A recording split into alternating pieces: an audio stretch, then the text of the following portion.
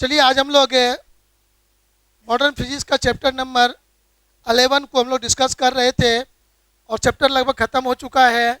लेकिन आज संपूर्ण चैप्टर को हम लोग रिवाइज करते हुए उस चैप्टर के इम्पॉर्टेंट न्यूमेरिकल सबको करेंगे। तो आज के क्लास को देख लेने से पूर्ण चैप्टर का रिवीजन आपका हो जाएगा और सभी टर्म से जान पहचान आपको हो जाएगी। तो क्या आप लोग तैयार हैं? एकदम पूरा मूड बना के फुल कंसंट्रेट हैं? तो चलिए यहाँ से हम लोग स्टार्ट करते हैं और गप को आगे बढ़ाते हैं। रेडी हैं आप लोग? तो हम लोग देखते हैं सबसे पहले यहाँ पर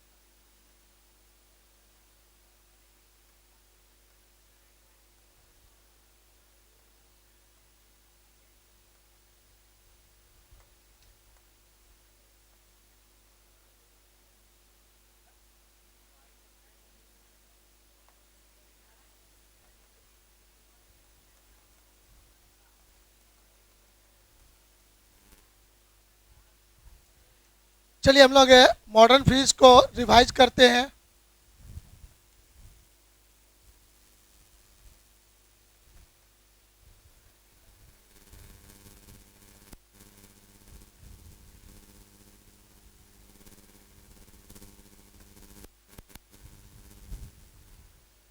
चैप्टर 11 में सबसे पहले हम लोग क्या सीखे थे, याद है हम लोगों को? सबसे पहले हम लोग सीखे थे इलेक्ट्रॉन वोल्ट। एक छोटा सा शब्द है, इमिशन ऑफ इलेक्ट्रॉन। और इमिशन ऑफ इलेक्ट्रॉन में एनर्जी की आवश्यकता होगी और एनर्जी का जो स्मॉलेस्ट यूनिट है वो है इलेक्ट्रॉन वोल्ट। वो हम लोग सबसे पहले देखे थे। तो चलिए हम लोग याद रखेंगे। सबको पता है 1 इलेक्ट्रॉन वोल्ट जो वर्ड होता है वो कितना होता है? 1.6 इंटू 10 पावर -19 जूल के बराबर। सबको याद है। दूसरा नंबर हम लोग यहाँ पर देखेंगे, वर्क फंक्शन पढ़े थे। वर्क फंक्शन हम लोग पढ़े थे, शुद्ध हिंदी में इसको कहते हैं कार्यफलन। कार्य फलन हम लोग पढ़े थे और इसका सिंबल लिखे होंगे फाई नॉट बराबर हम लोग पढ़े थे एच न्यू नॉट। जहां पर सबको पता है ये न्यू नॉट जो है आपका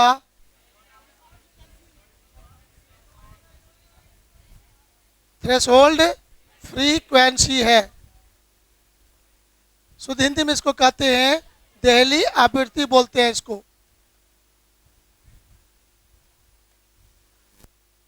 अब में इसको लाना चाहेंगे, किसी में लेमडा के टर्म में लाना चाहेंगे तो न्यू बराबर हो जाएगा न्यू नॉट बराबर सी by lambda naught.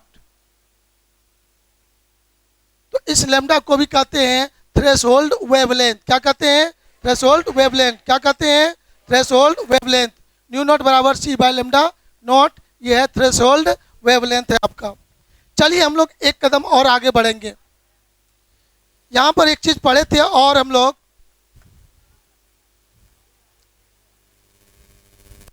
Photon energy पढ़े थे। हम लोग क्या पढ़े थे? Photon energy. फोटोन एनर्जी हम लोग पढ़े थे ई बराबर एच न्यू। क्या पढ़े थे? H new. अब जरा सा ध्यान देंगे यहाँ पर, ये दोनों बात को हम लोग, जो बच्चे पढ़ लिए थे तो अच्छी बात है, जो नहीं पढ़े थे वो समझने का कोशिश करेंगे।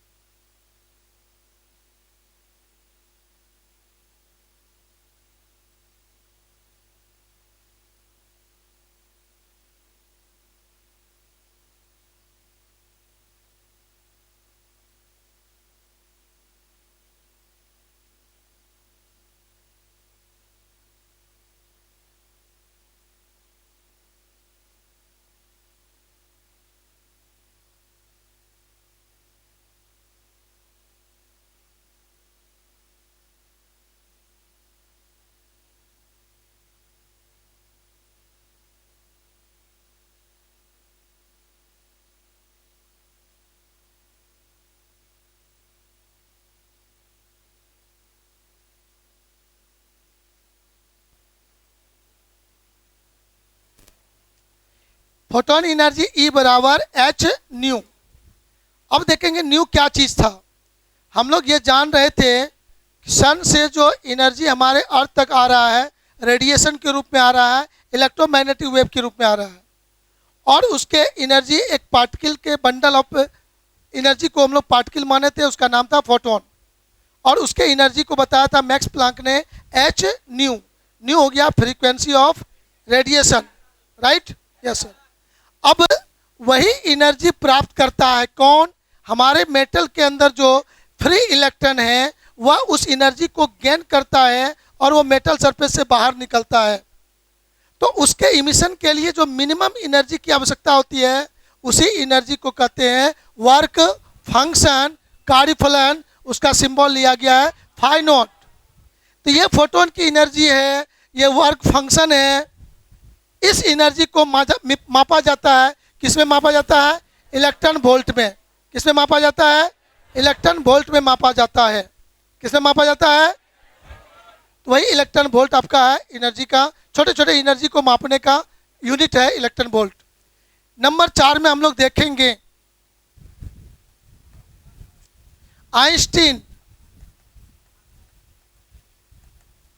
आइंस्टीन्स फोटो इलेक्ट्रिक इक्वेशन समझने का कोशिश करेंगे। आइंस्टीन साहब ने ये फोटो इलेक्ट्रिक इफेक्ट के लिए इक्वेशन दिया था। तो फोटो इलेक्ट्रिक इफेक्ट क्या था? यूवी लाइट मेटल प्लेट पर इंसिडेंट होता है, आपतित होता है, और वहाँ से फ्री इलेक्ट्रॉन मेटल से बाहर इमिट हो जाता है, और वह इलेक्ट्रॉन बाहर निकलकर स्थिर रहेगा तो करंट हमें नहीं मिलेगा। उसको बाहर निकलने के बाद उसको गति भी कराना है।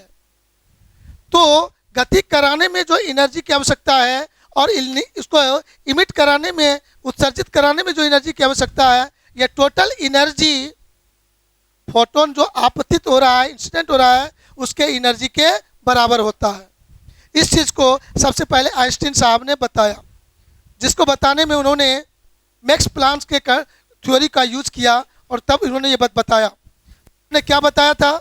जब वो electron photon energy H new है मेटल प्लेट पर आपतित होता है, तो यह एनर्जी 2 भागों में बट जाता है, वर्क फंक्शन में और काइनेटिक एनर्जी में। और ये दोनों एनर्जी मिलकर फोटोन के एनर्जी के बराबर होता है। ये उन्होंने किस कंसेप्ट पे कहा? ऊर्जा संरक्षण सिद्धांत। किस पे कहा उन्होंने? Principle of conservation of energy के कंसेप्ट पर। जितना एनर्जी आ रहा है उतना एनर्जी 2 भागों में खर्च हो रहा है, और वो है फाई नॉट प्लस ई के। एच न्यू बराबर क्या है? फाई नॉट प्लस ई के। ये हमारा यहाँ पर कंसेप्ट है। चलिए नंबर 4 में ये था आइंस्टीन फोटो इलेक्ट्रिक इक्वेशन। अब इसी फार्मूला से हम बच्चे लोग जो इलेक्ट्रॉन निकल जाता है लाइट के इंसिडेंट होने पर, उसका नाम रखा है फोटो इलेक्ट्रॉन। क्या नाम रखा है? Photo electron. और ये फोटो इलेक्ट्रॉन जब गति करेगा तो उसका कुछ काइनेटिक एनर्जी होगा। क्या होगा? काइनेटिक एनर्जी होगा, और काइनेटिक एनर्जी ई के बराबर H nu minus phi naught. ये बात बोला जाएगा यहाँ से। तो उस फोटो इलेक्ट्रॉन का काइनेटिक एनर्जी कितना होगा उसी को बताने के लिए आइंस्टीन साहब ने यह फार्मूला दिया है। उस फार्मूला को हम लोग यूज करके फोटो इलेक्ट्रॉन के काइनेटिक एनर्जी को कैलकुलेट कर पाएंगे कि जो लाइट इंसिडेंट होता है और वहाँ से जो इलेक्ट्रॉन इमिट करके वायर में, कंडक्टर में मोशन करेगा, गति करेगा, उसका काइनेटिक एनर्जी कितना होगा? H nu minus phi naught. क्या बोलेंगे? H nu minus phi naught. क्या बोलेंगे? H nu minus phi naught. चलिए आइए अब यहाँ पर यदि हम इस फाई नॉट के वैल्यू को पुट कर दें, किसको पुट कर दें? फाई नॉट का वैल्यू पुट कर दें, तो यहाँ से एच कॉमन हो जाएगा, एच कॉमन हो जाएगा, न्यू माइनस न्यू नॉट हो जाएगा। क्या हो जाएगा? न्यू माइनस न्यू नॉट हो जाएगा। तो ये हमारा काइनेटिक एनर्जी का फार्मूला फ्रीक्वेंसी के टर्म में हो गया। अब उसी टर्म में के हम लोग कहेंगे न्यू नॉट को हम लोग सी बाय लेमडा नॉट लिख सकते हैं कि नहीं? तो उसको लिखेंगे तो ये आइंस्टीन इक्वेशन वेवलेंथ के टर्म में आपको जरूरत पड़ेगा, वेवलेंथ दिया रहेगा और तब कहेगा काइनेटिक एनर्जी बताओ, तो आप यहाँ पर करोगे एच सी कॉमन हो जाएगा, 1/λ माइनस 1/λ नॉट हो जाएगा। ये काइनेटिक एनर्जी का फॉर्मूला हुआ वेवलेंथ के पदों में। किसके पदों में? वेवलेंथ के पदों में ये फॉर्मूला हुआ। तो आइंस्टीन इक्वेशन को इतने रूपों में आप सोच सकते हैं। जब कभी क्वेश्चन में वर्क फंक्शन दिया रहेगा तो इसका यूज करेंगे, फ्रीक्वेंसी दिया रहेगा तो इसका यूज करेंगे, वेवलेंथ दिया रहेगा तो इसका यूज करेंगे। तो बहुत आसान बात है। तो यहाँ से हम लोग आइंस्टीन फोटो इलेक्ट्रिक इक्वेशन को देखा। तो ये सारे टर्म हमको यूज होते हैं फोटो इलेक्ट्रिक इफेक्ट में, कि मीन्स यूवी लाइट इंसिडेंट होता है, इलेक्ट्रॉन इमिट होके वायर में फ्लो करने मोशन करने लगता है तो हमें करंट मिलता है। क्या मिलता है? इलेक्ट्रिक करंट मिलता है। उस पर न्यूमेरिकल बनवाएंगे कि करंट का मान कितना होगा, अभी देखेंगे कुछ देर में वो फॉर्मूला आएगा, वहाँ पर ये स्टेप यूज करेंगे। तो चलिए नोट कर लिया आप लोग जल्दी से। एकदम हाथ तेजी से चलना चाहिए, बिना ब्रेक का हाथ चलना चाहिए। हमको खड़ा मत करिएगा, बस 1 मिनट से ज़्यादा हम रुकेंगे नहीं।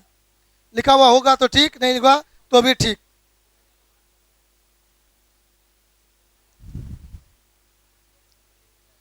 No any PDF, no any video. वो जो बच्चे ऑनलाइन क्लास में हैं वहाँ पर चला जाएगा डायरेक्ट, उसको जो बच्चे ऑनलाइन के स्टूडेंट हैं उनको चला जाएगा। कल देखे होंगे, नहीं देखे होंगे। आशा में रहिए, लॉस होगा तो छटपटाइएगा। आशा में रहिए।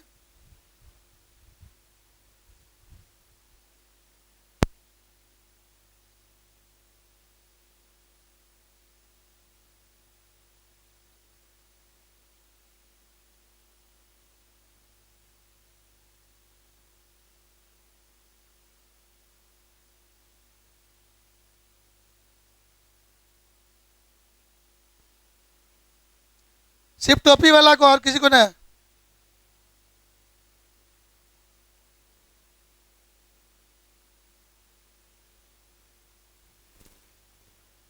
तो ये पहला स्टेप था, इतना दूर तक याद रखना चाहिए।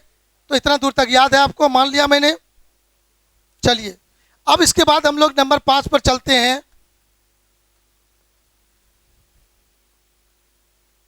नंबर 5 में हम लोग अब देखना चाहेंगे, यहाँ से एक टर्निंग पॉइंट पर चलते हैं। हम लोगों ने सुना था एक चीज, स्टॉपिंग पोटेंशियल था ना। तो स्टॉपिंग पोटेंशियल का काम था कि यदि कहीं पर पोटेंशियल डिफरेंस डेवलप करते हैं तो उसमें इलेक्ट्रॉन मूव करता है और वो इलेक्ट्रॉन काइनेटिक एनर्जी प्राप्त करता है और वो मूव करता है। पोटेंशियल डिफरेंस होने के कारण इलेक्ट्रिक फील्ड डेवलप होता है, इलेक्ट्रिक फील्ड डेवलप होता है, उसमें इलेक्ट्रॉन मूव करता है। अब उस इलेक्ट्रॉन को रोकना हो तो वहाँ पर पॉजिटिव और नेगेटिव टर्मिनल को एक्सचेंज करेंगे, तो वहाँ पर पोटेंशियल के कारण जो एनर्जी है अपोजिट डायरेक्शन में वर्क करने लगता है और एक पार्टिकुलर एनर्जी पर वह जाके रुक जाता है। उस समय जो पोटेंशियल डिफरेंस होगा वही कहलाएगा स्टॉपिंग पोटेंशियल। तो उस स्टॉपिंग पोटेंशियल में हम लोग ये देखेंगे गौर से, स्टॉपिंग पोटेंशियल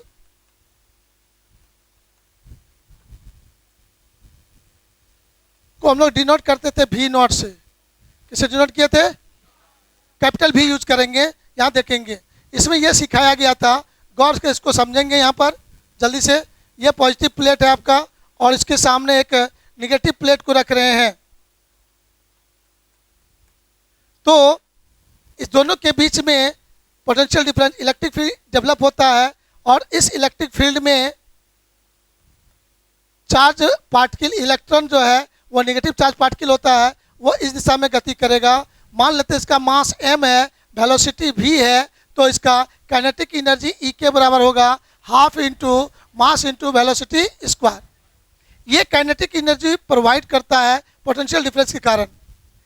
अब कहा कि इस प्लेट को हम लोग निगेटिव बनाएंगे और इस पर पॉजिटिव करेंगे, उल्टा करेंगे। यहाँ पर निगेटिव पोटेंशियल डेवलप करेंगे और यहाँ पर पॉजिटिव पोटेंशियल डेवलप करेंगे। तो यहाँ पर एक ऐसा पार्टिकुलर एनर्जी आएगा जो इलेक्ट्रॉन की गति को रोक देगा और उस समय जो एनर्जी होगा वह एनर्जी तुम्हारा होगा, याद करो, charge into potential difference. Charge into potential difference के कंसेप्ट पर तो वह एनर्जी E जो होगा तुम्हारा चार्ज एक इलेक्ट्रॉन चार्ज क्या हुआ, E, एक इलेक्ट्रॉन का चार्ज हुआ E, और यहाँ जो पोटेंशियल डिफरेंस होगा वही होगा V नॉट, वही होगा V नॉट, तो वो होगा E into V not potential difference होगा, और ये इस काइनेटिक एनर्जी को बैलेंस करेगा। तो अब यहाँ पर आप गौर करके देखोगे ये energy half M V square equal to जो होगा E इंटू V नॉट होगा। यहीं से हम लोग पोटेंशियल एनर्जी स्टॉपिंग पोटेंशियल को कैलकुलेट कर सकते हैं। फिर इसका रिश्ता हम अलग जगह भी चुन सकते हैं। कैसे सर, कुछ देर पहले हम लोगों ने देखा था E के बराबर, याद करोगे आइंस्टीन इक्वेशन से किए थे, H nu minus nu not, किए थे कि नहीं किए थे। तो यहाँ पर E के स्थान पर हम लोग ये भी यूज कर सकते हैं। तो यहाँ से E इंटू V नॉट बराबर हो जाएगा H nu minus nu naught कहेंगे। तो यहाँ से V naught is equal to आपका हो जाएगा H by E into nu minus nu naught हो जाएगा। तो ये स्टॉपिंग पोटेंशियल को कैलकुलेट करने के लिए हमारे पास ये एक फार्मूला आपको मिल चुका। यदि काइनेटिक एनर्जी डायरेक्ट है तो क्वेश्चन आपको बनवाएंगे, उसमें काइनेटिक एनर्जी डायरेक्ट आपको मालूम रहेगा तो कहेगा स्टॉपिंग पोटेंशियल बताओ, तो डायरेक्ट V नॉट बराबर काइनेटिक एनर्जी बाय E कर देंगे, मेरा स्टॉपिंग पोटेंशियल निकल जाएगा। लेकिन वहाँ पर काइनेटिक एनर्जी ना दिया रहेगा, लेकिन दिया रहेगा फ्रीक्वेंसी, थ्रेशोल्ड फ्रीक्वेंसी दिया रहेगा, और तब आपको कहेगा स्टॉपिंग पोटेंशियल निकालो, तो वहाँ पर आप इस फार्मूला का हेल्प लेंगे और यहाँ से स्टॉपिंग पोटेंशियल आपका निकलेगा। तो स्टॉपिंग पोटेंशियल का डिस्कशन में ये दो फार्मूला आपके लिए रिस्पॉन्सिबल है जो आपको आगे मदद करेगा। तो चलिए लिखिए जल्दी से।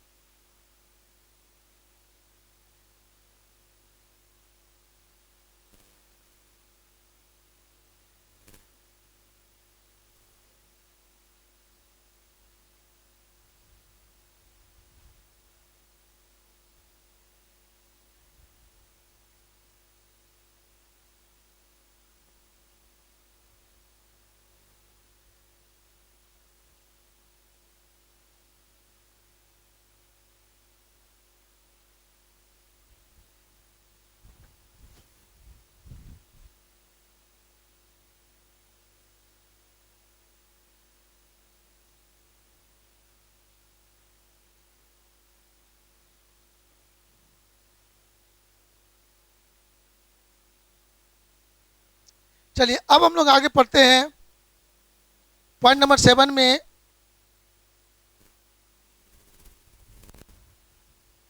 सेवन नंबर पॉइंट पर हम लोग विचार करते हैं और इसमें देखेंगे गौर से क्या चीज देखने को मिलता है। ब्रॉगली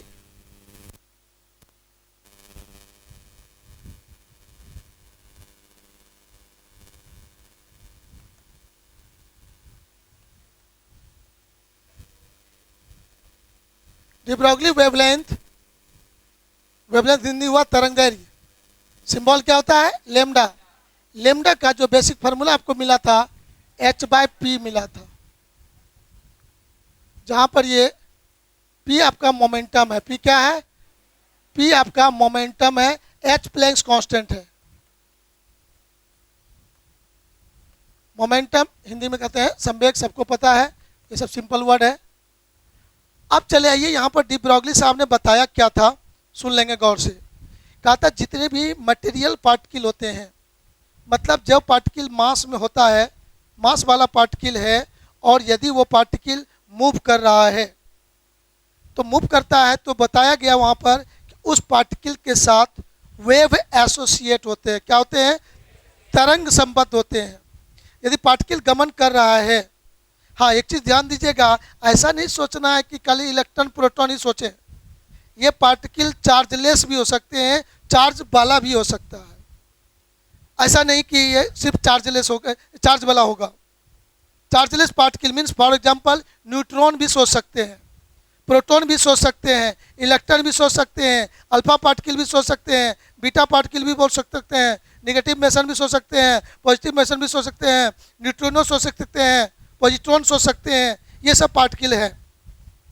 तो इन सभी पार्टिकल के जब मोशन करते हैं तो इसके साथ वेव भी गमन करता है, वेव भी एसोसिएट होते हैं, इसके साथ वेव संबद्ध होते हैं। उस वेव का जो वेवलेंथ होता है उस वेवलेंथ को कहते हैं डी ब्रॉगली वेवलेंथ। क्योंकि इस कंसेप्ट को बताने वाले कौन थे? De Broglie, Louis de Broglie, नहीं तो उनके द्वारा ये बात बताया जा रहा था। तो चलो यहाँ पर हम लोग देखेंगे गौर से कि डी ब्रॉगली साहब ने क्या बताया था कि कोई पार्टिकल मोशन कर रहा है v वेलोसिटी के साथ और पार्टिकल का मास m है, तो इसके साथ वेव एसोसिएट होते हैं, ये बताया था उन्होंने। और जिसमें से आप ध्यान दोगे इस वेव का नाम है डी ब्रॉगली वेव और मैटर वेव। हिंदी में कहते हैं द्रव्य तरंगे या डी ब्रॉगली तरंगे। और उसका जो वेवलेंथ होगा, तो आप लोग वेवलेंथ को देखेंगे कि ये जो पॉइंट है यहाँ से लेके यहाँ तक का, ये जो लेंथ है यही लेंथ है वेवलेंथ। इसको क्या कहते हैं? लेम्डा।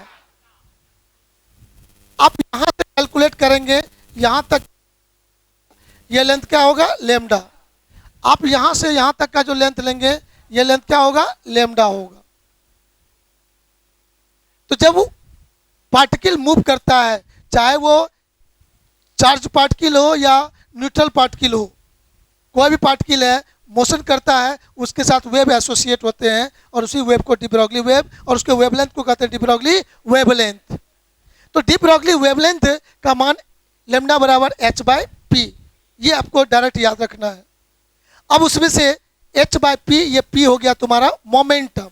ये जो पार्टिकल मूव कर रहा है इस पार्टिकल का मोमेंटम होगा p। इस पार्टिकल का मोमेंटम क्या है? p। यहाँ पर जो पार्टिकल मोमेंट करेगा मोमेंटम उसका p है और इसका वेवलेंथ क्या है? लेम्डा है। तो ये लेम्डा और p के बीच ये रिलेशन है। मीन्स वेवलेंथ को मोमेंटम के टर्म में ही एक्सप्लेन किया। h तो प्लैंक्स कांस्टेंट है, सबको पता है, और वो h प्लैंक्स कांस्टेंट है, h का वैल्यू भी सबको याद है।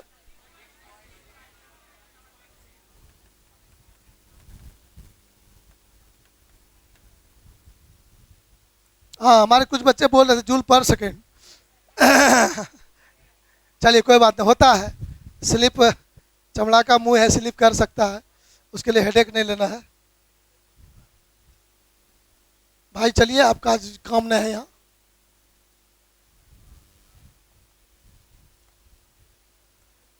आगे बढ़ूं तो सर इस लाइन को लाने में क्या कंसेप्ट यूज किया गया था? बहुत आसानी से आप इसको देख सकते हैं, फॉलो कर सकते हैं। आसानी से कैसे कर सकते हैं? गौर से देखेंगे। मैक्स प्लांक, ध्यान से सुनना, मैक्स प्लांक ने कंसेप्ट दिया था इन ई बराबर एच न्यू। क्या कंसेप्ट दिया था? और आइंस्टीन साहब ने बताया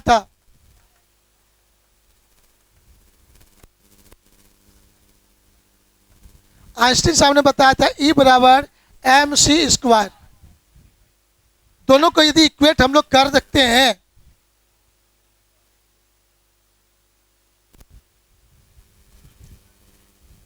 एम सी स्क्वायर को एच न्यू के बराबर यदि करते हैं तो यहाँ पर हम लोग कहेंगे M C square equal to H C by lambda. बोलेंगे कि नहीं? न्यू के बदले सी बाय लेमडा, एक सी और स्क्वायर खत्म हो जाएगा और एम सी तुम्हारा हो जाएगा मोमेंटम पी बराबर हो जाएगा एच बाय लेमडा। तो यहाँ से लेमडा हो गया तुम्हारा एच बाय पी। तो ये लाइन हमको याद रखिएगा।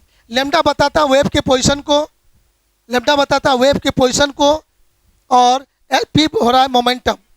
तो वेव का पोजीशन और मोमेंटम का यहाँ से मेजरमेंट में आगे देखेंगे। आज आपको सुनने को मिलेगा हाइजेनबर्ग अनसर्टेनिटी प्रिंसिपल।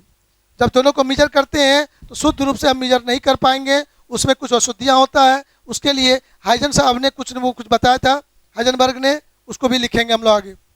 तो चलिए, ये डी ब्रॉगली वेवलेंथ के बारे में ये कंसेप्ट था, इसको याद रखेंगे। अब यहाँ पर से हम बच्चों को समझना है कि ये पी जो मोमेंटम वर्ड है, इस पी के अलग अलग रूप होंगे तो लेमडा का भी रूप अलग अलग हो जाएगा। तो पी का क्या क्या रूप हो सकता है, आइए उस पर हम लोग फोकस करेंगे, दिमाग में सेट करेंगे। तो जितने भी पार्टिकल मोशन में हैं, ध्यान से सुनिएगा, जितने भी पार्टिकल मोशन में हैं उसमें वेलोसिटी होगा। नहीं बोले? बोलना होगा ना। पार्टिकल मोशन में है तो वेलोसिटी होगा कॉन्फिडेंस के साथ। और यदि वेलोसिटी है तो काइनेटिक एनर्जी भी होगा। कंफर्म। और यदि चार्ज पार्टिकल को गति कराना है, क्या कराना है, चार्ज पार्टिकल को गति कराना है, तो इलेक्ट्रिक फील्ड डेवलप करना होगा।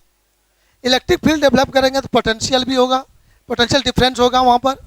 तो इसका मतलब है कि इलेक्ट्रॉन गति कर रहा है, तो मोमेंटम वर्ड को हम पोटेंशियल डिफरेंस के भी टर्म में एक्सप्लेन कर सकते हैं। अब जहाँ चार्ज पार्टिकल नहीं है, न्यूट्रॉन है, उसको इलेक्ट्रिक फील्ड में रख भी देने से कोई इफेक्ट नहीं पड़ेगा, तब उसको कैसे गति करा जाएगा, उसको एनर्जी कैसे प्रोवाइड करेंगे, तो बोला उसको हीट एनर्जी दे दीजिए। क्या दे दीजिए उसको, हीट एनर्जी दीजिए। हीट एनर्जी प्राप्त करके गति करेगा। तब उसके लिए वहां पर टेम्परेचर यूज होगा। क्या यूज होगा, मतलब मोमेंटम का रिलेशन टेम्परेचर से भी कुछ हो सकता है। तो मोमेंटम का ये सारे रिलेशन हो सकते हैं जो आपके सामने बारी बारी से आएंगे। समय खत्म हो गया।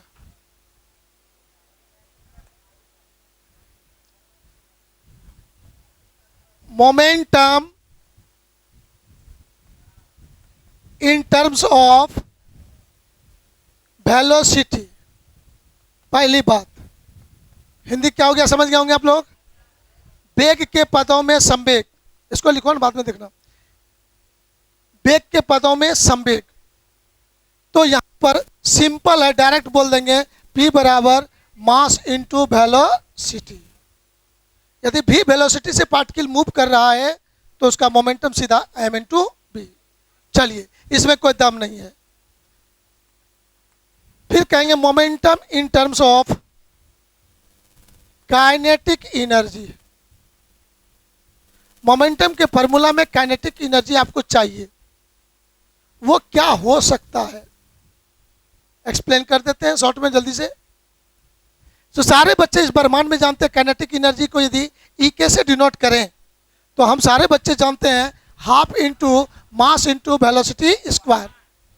लेकिन हम अपने मन से भी में स्क्वायर है, मास में भी स्क्वायर देना चाहेंगे, तो क्या करना होगा, स्क्वायर देके एम कर देंगे कि नहीं। तो सर ये देखो गौर से, ये तुम्हारा ई के बराबर हो जाएगा। यहां पर ये 2m को इधर लेते चले आओ, 2m ई के, जल्दी बोलो हाँ है ना। तो ये एम भी स्क्वायर हो और एम भी के बदले पी लिखेंगे कि नहीं लिखेंगे। तो यहाँ पर सर आपका समझ गए होंगे, P बराबर हो जाएगा √2m ई के। या सुनो जल्दी बोलो। इसका मतलब मैं बोल सकता हूँ ऑब्जेक्टिव क्वेश्चन डायरेक्ट मोमेंटम और काइनेटिक एनर्जी के बीच आ जाए कि कोई पार्टिकल मोशन में है तो उसका काइनेटिक एनर्जी हमें प्रोवाइड किया गया है, और यदि डायरेक्ट मोमेंटम पूछा जाए उसका तो डायरेक्ट कहेंगे P proportional to √E use करेंगे। डायरेक्ट ऑब्जेक्टिव क्वेश्चन आएगा, फंसेगा यहाँ से बता देंगे। इसका मतलब मोमेंटम P बराबर √2m ई के। याद रखने लायक चीज़ है कि नहीं। चलिए, काइनेटिक एनर्जी के टर्म में मोमेंटम को हम डायरेक्ट याद रखेंगे, और ये हम लोग 8-9 में ही पढ़ते थे, 9 क्लास में ही इसको हम लोग पढ़ चुके होंगे। सर अब इनको याद से बेन करो 9 तो और बताइए। चलिए, नंबर 10 में हम लोग बात करते हैं आगे, momentum in terms of potential difference. Potential difference Hindi हो गया विभवांतर के पदों में संवेग। विभवांतर के पदों में संवेग। एकदम माइंड शांत करके सुनते जाइए, लिखते जाइए, और दिमाग में इसको एक एक बार घुमाते भी जाइएगा। जो काम बोला वो आसान काम है नहीं, सबसे संभव नहीं है, क्योंकि कुछ बच्चे का मन है कि मानता ही नहीं है बाया। तो यहां पर तब क्या होगा सर, P का फॉर्मूला ऐसा चुने जिसमें पोटेंशियल डिफरेंस आ जाए, विभवांतर आ जाए। तो क्या कोई चांस है कि विभवांतर आ जाए फॉर्मूला में, है आप लोगों के दिमाग में। हाँ सर, अभी बहुत देर पहले हम लोग, हाय देखिए ये फॉर्मूला आपके सामने है। कण गति करेगा तो काइनेटिक एनर्जी, पोटेंशियल के कारण जो एनर्जी डेवलप होगा वही उसको प्रोवाइड करेगा। तो charge into potential difference kinetic energy के बराबर। इसी कंसेप्ट को अप्लाई कर दीजिए आपका वो काम हो गया। तो पी का मान आ जाएगा। जैसे चलिए हम लोग फटाफट करते हैं sir. Kinetic energy half M V square बोलेंगे, और पोटेंशियल डिफरेंस के कारण एनर्जी प्रोवाइड होगा charge into potential difference. Charge electron का ई है, पोटेंशियल डिफरेंस भी है, तो यहाँ पर लिख देंगे। तो अब यहाँ पर से फिर वही करेंगे, एम स्क्वायर बटे एम कर देंगे। चलिए बोलो हाँ या ना। तो फिर 2m उधर चला जाएगा, तो 2m इधर चला आएगा, तो बचेगा इधर लेफ्ट साइड में क्या, एम बी का होल स्क्वायर बचेगा, और हो जाएगा 2m ई इंटू भी। चलिए बोलो हाँ या ना। एम बी को हटाएंगे तो पी हो जाएगा यहाँ पर, स्क्वायर को हटाएंगे तो रूट हो जाएगा यहाँ पर। तो पी बराबर क्या निकल गया, रूट अंडर 2m ई भी। हमारे 4-5 बच्चे सो रहे हैं, जग जा बाबू, सुबह हो गया। रूट अंडर, मेरा जगह बर्बाद मत करो।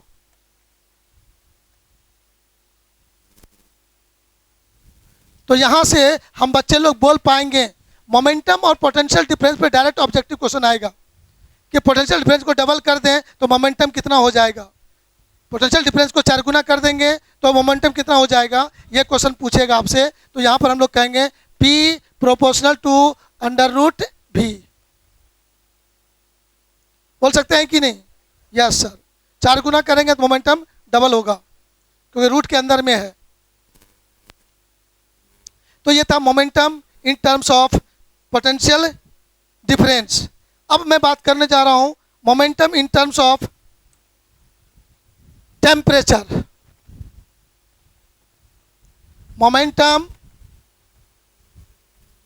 Momentum in terms of absolute temperature.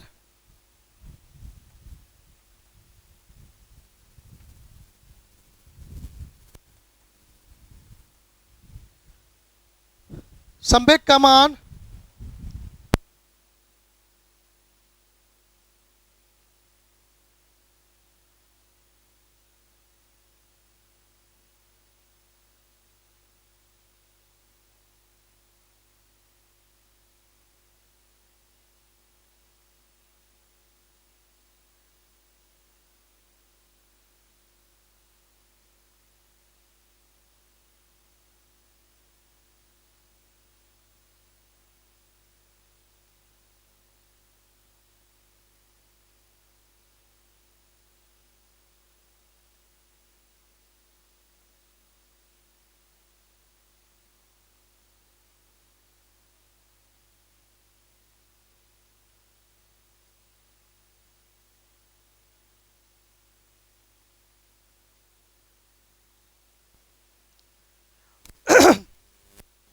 Momentum in terms of temperature.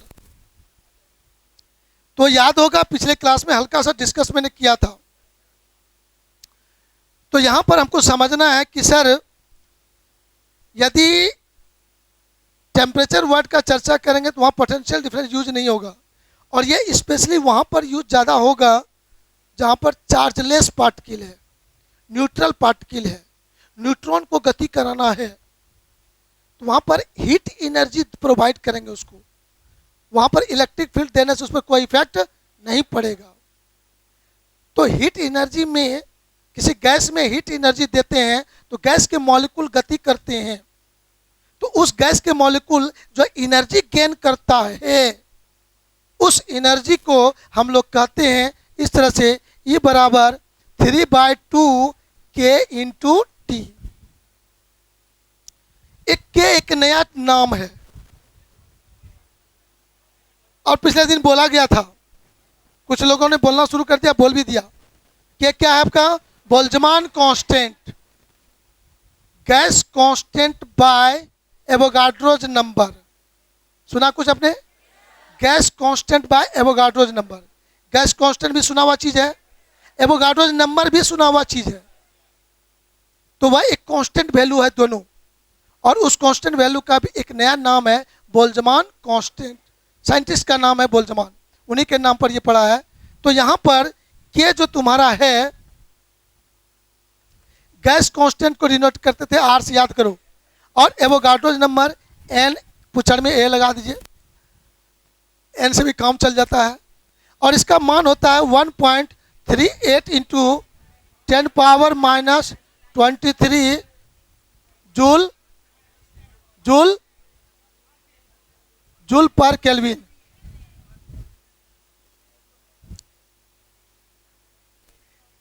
तो यह के बोल्ट्जमान कांस्टेंट हो गया, इसका नाम है बोल्ट्जमान कांस्टेंट।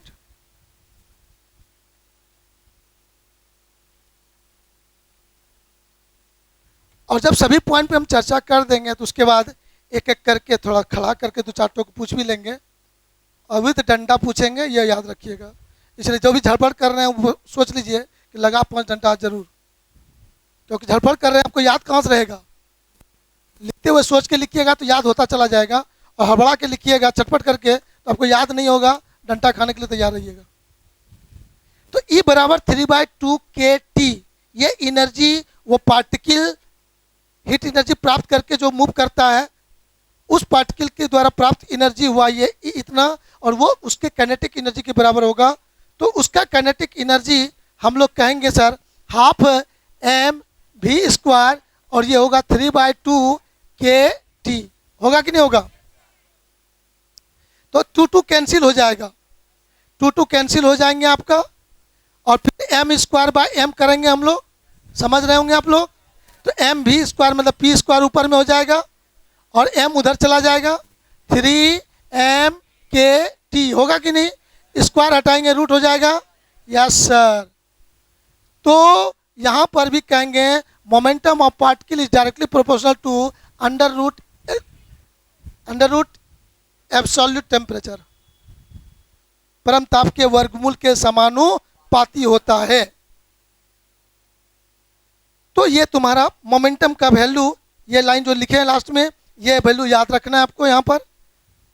और ये सारी बातें इसीलिए बता रहे हैं कि हम लोगों को डी ब्रॉगली वेवलेंथ का फार्मूला सभी टर्म में पढ़ना है। और देखा आपने कि डी ब्रॉगली वेवलेंथ के फार्मूला में हमारा इंपॉर्टेंट चीज़ था मोमेंटम। मोमेंटम को ही अलग अलग रूपों में पढ़ लेंगे तो डी ब्रॉगली वेवलेंथ भी अलग अलग रूप में आसानी से प्राप्त हो जाएगा। तो नोट कर लिया होगा? वेरी गुड, चलिए बहुत अच्छा। सब फटाफट लिखने के बाद इसको 2 बार सोचिए भी मन में, आंख बंद करके 2 बार उसको बोलिए मन मन, देखिए सब याद होता चला जाएगा। और लिख के दाएं बाएं कीजिएगा, स्टाइल मारिएगा, तो फिर अभी कुछ देर में स्टाइल भी शुरू होगा, उसको भी देखिएगा।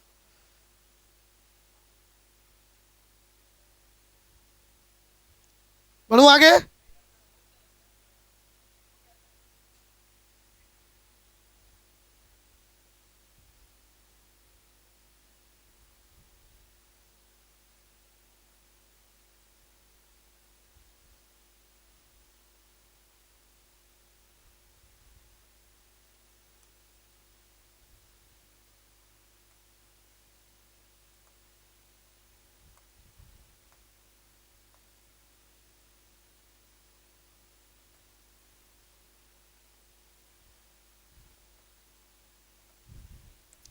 क्या नंबर था जी?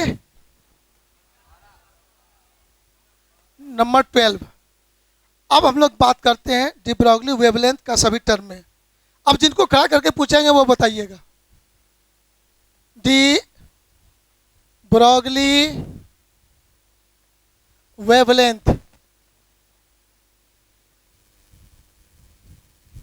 Wavelength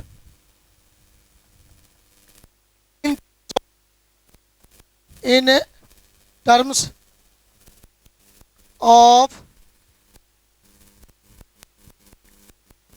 kinetic energy।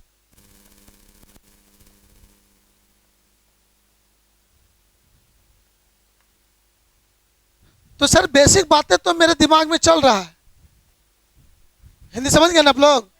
गतिज ऊर्जा के पदों में डी ब्रॉगली तरंगदैर्घ्य, गतिज ऊर्जा के पदों में डी ब्रॉगली तरंगदैर्घ्य लेमडा बराबर हम लोगों ने पढ़ चुका था h/p। p का मान वो वाला ले लेंगे, जिनको पूछेंगे वही बोलिएगा। लेमडा बराबर h/p का मान क्या बोलेंगे? चलिए टोपी वाला बोलिए, यहाँ p का मान क्या बैठा दें? देखिए बोलिए, लेकिन बोलिए जल्दी से।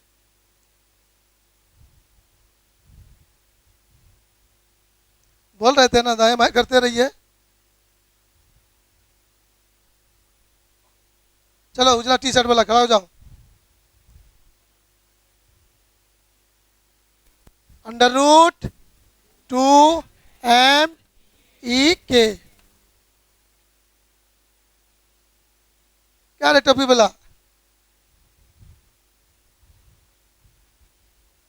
मन लगे छे, नजर मिलाओ कम से कम, एनर्जी ट्रांसफर हो तो high level to low level. Connection नहीं होगा तो एनर्जी कैसे जाएगा? अब ये तो इशारा में क्या क्या होता है दुनिया में, तो यहाँ भी तो इशारा समझो मेरा, आई कांटेक्ट। चलो ठीक है, बढ़िया।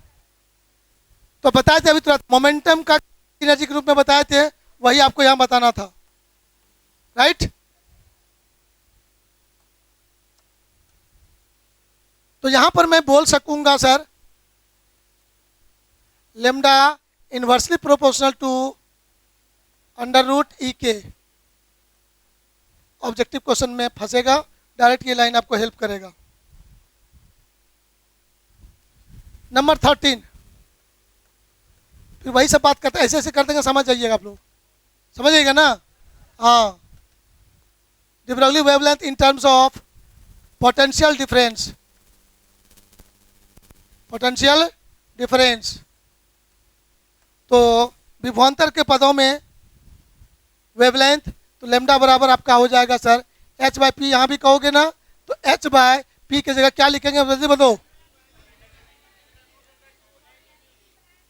2ME/V।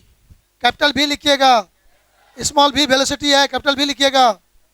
तो यहाँ पर ये आपको बताए भी थे 12.27/रूट भी, याद करो, इतना एंगस्ट्रम बताए थे, है कि नहीं है? क्योंकि इसमें बोला गया था आपको, जब हम न्यूमेरिकल बनवाएंगे तो यहाँ पर इतना सा टर्म हरदम आएगा ही,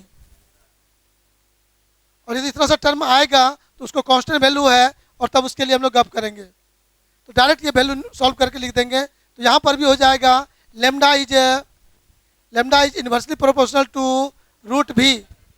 होगा कि नहीं होगा? Yes sir. नंबर 14, चलिए हमारा फॉर्मूला होगा de Broglie wavelength in terms of temperature, absolute temperature.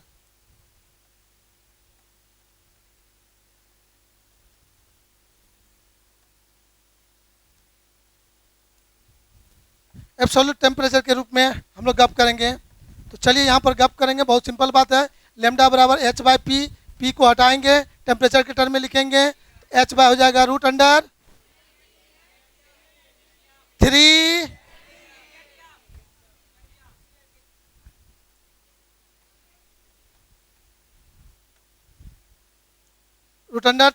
MKT। Momentum in term of temperature, हमारा एक दूसरा बच्चा फंस गया था अभी, √3 MKT। याद है कुछ? चलिए बहुत सुंदर बात। तो यहाँ पर आराम से कह सकेंगे lambda is inversely proportional to √T। तो पूरे चैप्टर में इतना ही चीज है आपका। ये सारी चीज को जो बच्चे माइंड में घुमा लोगे, पूरा चैप्टर आपके पॉकेट में होगा, पूरा चैप्टर आपके कमांड में होगा। जितनी भी बातें हैं वो सारी बातों की चर्चाएं आपके सामने हो गई। अब इसमें एक छोटा सा टॉपिक आपका छूटा है, उसको हम लोग डिस्कस करते हुए न्यूमेरिकल की ओर चलेंगे। तो जल्दी से इसको नोट कर लीजिए आप लोग, और ये आप लोग आज कसम खा लीजिए कि सर ये 14 फार्मूला में से एक फार्मूला और बढ़ने वाला है कुछ देर में, तो ये 15 फार्मूला होगा। उसमें से सर कभी भी कोई फार्मूला आप पूछ दीजिए, हम लोग चैलेंज करते हैं, आपको 10 सेकंड में जवाब देंगे।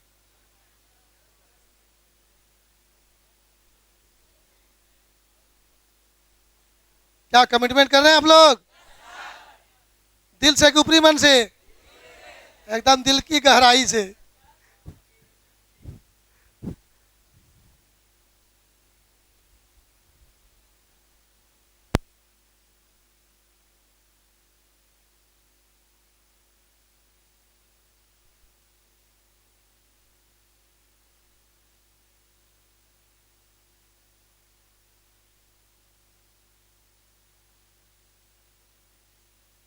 आप सभी बच्चों को दिमाग में सेट हो जाना चाहिए कि ये पूरा चैप्टर ख़त्म हो गया है और जो बचा खुचा चीज़ अभी हो ही जाएगा। और उसके बाद आपको 21 तारीख को 50 ऑब्जेक्टिव क्वेश्चन आपको देंगे इसी चैप्टर का। इसलिए मैं रिवाइज भी करा रहा हूँ आज। ये कोई नहीं कहेगा कि सर हमन नहीं सुनना, चलिए और उसको टू द पॉइंट सभी पॉइंट को और डेप्थ में जाके पढ़ना है। एक एक बार उसको रिवीजन करना होगा। आपके पास 2 दिन का समय रहेगा और 2 दिन में आप पूरा बाकी पीछे का लेक्चर को रिवाइज कर लीजिएगा। बाकी मैं रिवीजन करा ही दिया लगभग, बहुत कम चीज़ छूटा होगा। जितने भी फार्मूला से रिलेटेड टर्म था सबको मैंने एक्सप्लेन कर दिया, सब दिमाग में आ गया। बस laws of photoelectric effect उसका सिर्फ व्याख्या मैंने नहीं किया, बाकी सभी चीज़ एक्सप्लेन हो गया यहाँ पर। तो 50 ऑब्जेक्टिव आपके सामने रहेंगे और मैं पूरा उम्मीद करूंगा कि आप सारे बच्चे कम से कम 50 में 40 सही करके हमको दिखाएंगे। क्या वादा करते हैं? कहीं ज़्यादा टेंशन नहीं लेना होगा, बस 2 दिन में ईमानदारी से एक बार रिवीजन कर लीजिएगा। थ्योरी जो आप पढ़े हैं पूरा कॉपी आपके पास है, हो ही गया, बचा खुचा वहाँ एक बार कर लीजिएगा। चैलेंज है कि सारे क्वेश्चन का जवाब आप दे देंगे ऑन मेरिट विथ डिसिप्लिन। ठीक है, उम्मीद रखूं, कंफर्म? चलिए लाइक भी कर दिया कीजिए। चलिए आगे बढ़ूं। जरा सा मैं यहाँ पर बात करना चाहता हूँ, छोटा सा चीज भी ध्यान देंगे। यहाँ पर देखा गया था कि हाइजेनबर्ग यहाँ पर एक साइंटिस्ट है, वो यहाँ पर आ गए हैं और उन्होंने एक नया चीज आपके सामने रखा है। क्या रखा है? गौर से सुनेंगे, दिमाग में सेट करेंगे। कहा जब पार्टिकल मूव कर रहा होता है तो सर उसका पोजीशन चेंज हो रहा है। बोलिएगा यस नो। पोजीशन चेंज हो रहा है और उसके साथ साथ उसका मोमेंटम भी कुछ है कि नहीं है। तो कहा किसी भी पार्टिकल के जब गति कर रहे होंगे तो वहाँ पर पोजीशन, उसके साथ जो वेव एसोसिएट होते हैं, वेव का पोजीशन और पार्टिकल का मोमेंटम दोनों के मेजरमेंट जब एक साथ करते हैं तो 100% एक्यूरेट मेजरमेंट संभव नहीं है। यह चीज बताया था किसने? हाइजेनबर्ग ने बताया था। और तब उन्होंने कहा था कि दोनों के मेजरमेंट में, पोजीशन और मोमेंटम के मेजरमेंट में कुछ न कुछ त्रुटियां हो जाता है, अशुद्धियां हो जाता है, जिसको हम लोग बोलते हैं अनिश्चितता। क्या बोलते हैं? अनसर्टेनिटी। क्या बोलते हैं? अनसर्टेनिटी। पोजीशन और मोमेंटम के मेजरमेंट में जो अनिश्चितता होता है, जो अशुद्धियां होता है, उन दोनों के अशुद्धियां का प्रोडक्ट, गुणनफल, एक कांस्टेंट वैल्यू होता है और वो होता है h/2π। कितना होता है? h Planck constant, h Planck constant 2π, तो आप समझ रहे हो। तो h/2π के बराबर होता है। इसी को, इस प्रिंसिपल को ही देने वाले थे हाइजेनबर्ग, उन्हीं के नाम पर है हाइजेनबर्ग अनसर्टेनिटी प्रिंसिपल। आइए इसको जल्दी से आप लिखेंगे।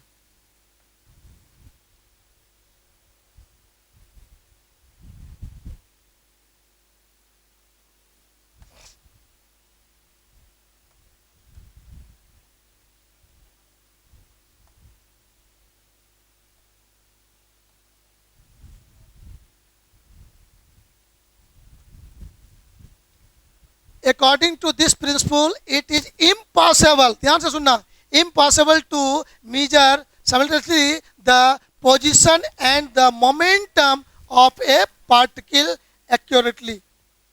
एकदम एक्यूरेट माप, मेजरमेंट नहीं कर सकते हैं, शुद्ध माप नहीं कर सकते हैं।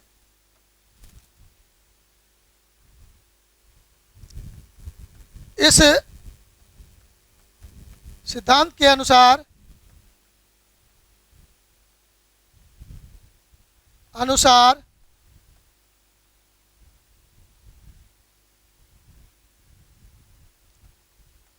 कण के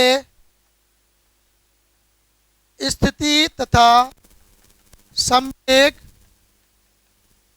का एक साथ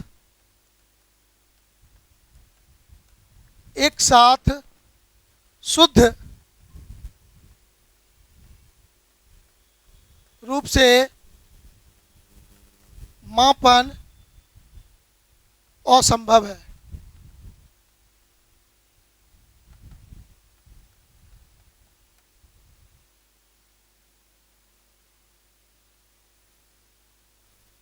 लिख लिया?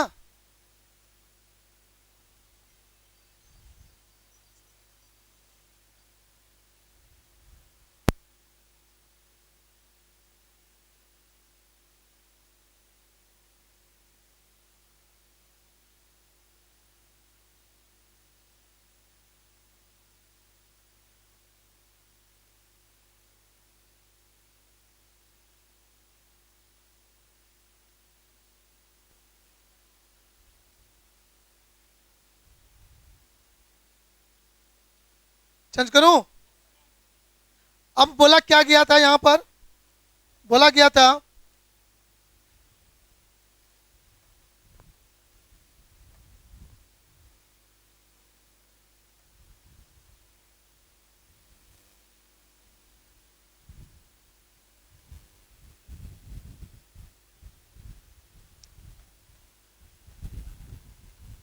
Product of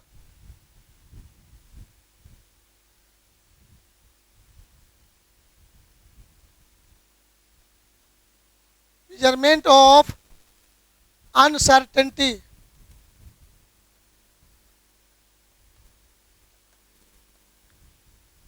of position and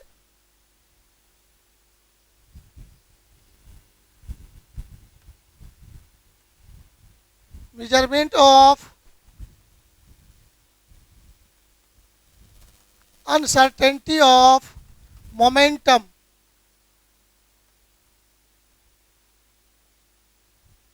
is equal to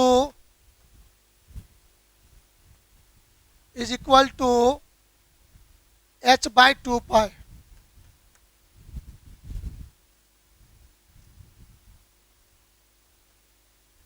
This is known as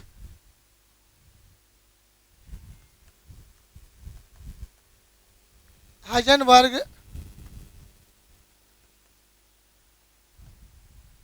uncertainty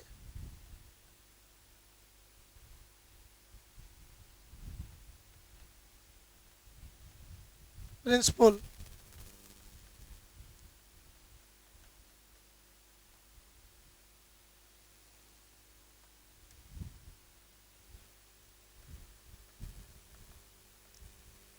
स्थिति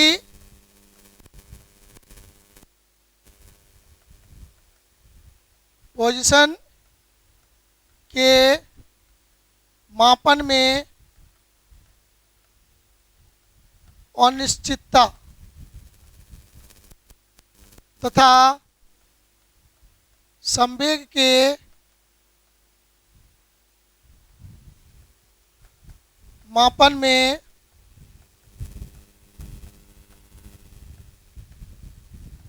अनिश्चितता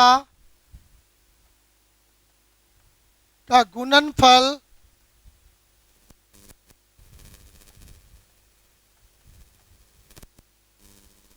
का मान h by 2 पाई के बराबर होता है।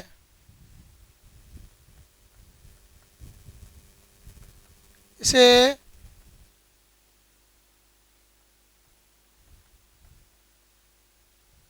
हाइजेनबर्ग का अनिश्चितता का सिद्धांत कहा जाता है।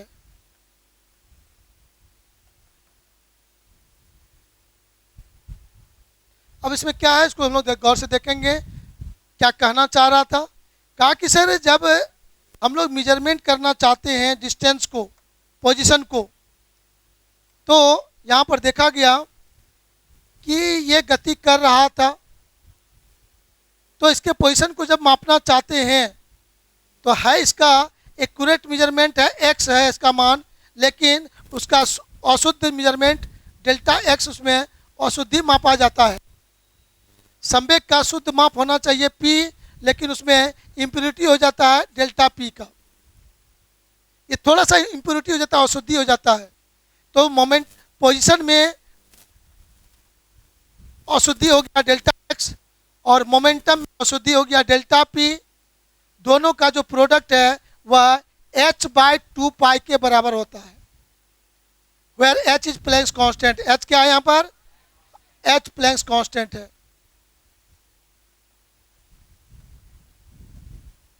तो पूरा चैप्टर प्लैंक्स कांस्टेंट पर ही घूम रहा है, क्योंकि इस चैप्टर का बेस देने वाला जो लोग है मैक्स प्लांक है।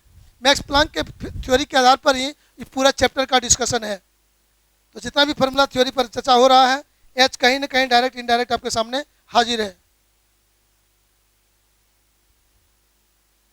अब देखिए इसके द्वारा, इस फार्मूला के द्वारा क्या उन्होंने एक्सप्लेन कर पाया है, उसको हम लोग जैसा डिस्कस कर रहे हैं, गौर से सुनिए।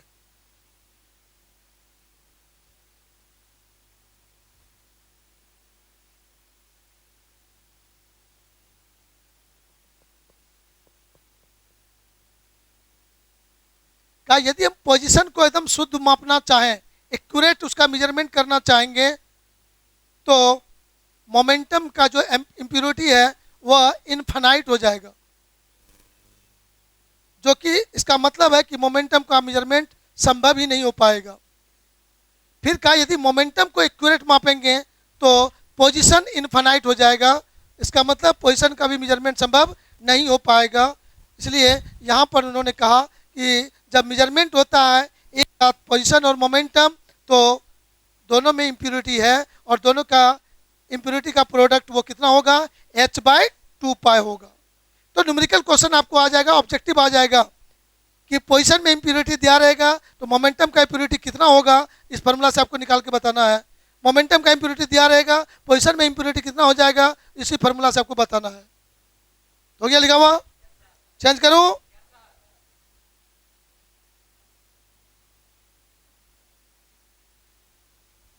नहीं, अभी नहीं, अभी नहीं, अभी एक पेज और।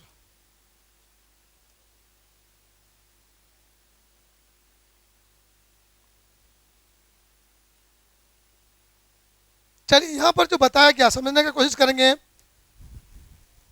Delta x into delta P, position में अनसर्टेनिटी और मोमेंटम में अनसर्टेनिटी, दोनों का जो मोमेंटम है प्रोडक्ट है वो है। आप गौर करके देखिएगा, इसे अनसर्टेनिटी प्रिंसिपल के आधार पर हम व्याख्या करना चाहते हैं। इफ, ध्यान से सुनना, if delta X equal to 0, मतलब हुआ पोजीशन को एकदम शुद्ध रूप से मापा गया, पोजीशन को एकदम शुद्ध रूप से यदि मापा गया तो उसमें जो इम्प्योरिटी था डेल्टा एक्स वो 0 हो जाएगा। समझना गौर से। तो जब वो डेल्टा एक्स 0 हो जाएगा तो वैसे केसेस में देन हम बच्चे लोग बोल पाएंगे यहाँ पर कि सर डेल्टा पी आपका हो जाएगा h/2 इंटू 0 कहोगे, मतलब यह हो जाएगा इनफाइनाइट। क्या हो जाएगा? इनफाइनाइट हो जाएगा। इनफाइनाइट होने का मतलब है कि मोमेंटम का मेजरमेंट संभव नहीं है। इसका मतलब हुआ मोमेंटम, संवेग का मेजरमेंट संभव नहीं है, इम्पॉसिबल है।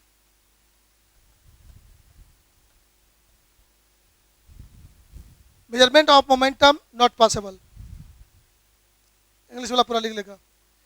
ये कहना चाह रहा है, इसका मतलब ये पोजीशन शुद्ध रूप से हम माप नहीं सकेंगे, क्योंकि जब इसको शुद्ध मापेंगे तो ये हम मोमेंटम नहीं माप सकेंगे, इनफाइनाइट वैल्यू हो जाएगा, अनडिफाइंड वैल्यू हो जाएगा, जिसका कुछ मेजरमेंट संभव नहीं है। तो ये नहीं संभव है, तो कोई एक चीज़ मापेंगे दूसरा नहीं माप सकेंगे, तो वैसा मापना ही संभव नहीं है, नहीं हो पाएगा। दूसरा बात कह रहा है, इफ मोमेंटम को शुद्ध रूप से मापेंगे, इसका मतलब डेल्टा पी क्या होगा? 0। मोमेंटम को एकदम एक्यूरेट मापेंगे तो डेल्टा पी 0 होगा। तब कहता है देन डेल्टा एक्स का मेजरमेंट होगा h/2 इंटू 0, ये हो जाएगा अनडिफाइंड, मतलब ये होगा पोजीशन नॉट पॉसिबल, है ना, पोजीशन को नहीं माप सकेंगे। पोजीशन का मेजरमेंट संभव नहीं है, मापन मेजरमेंट संभव नहीं है।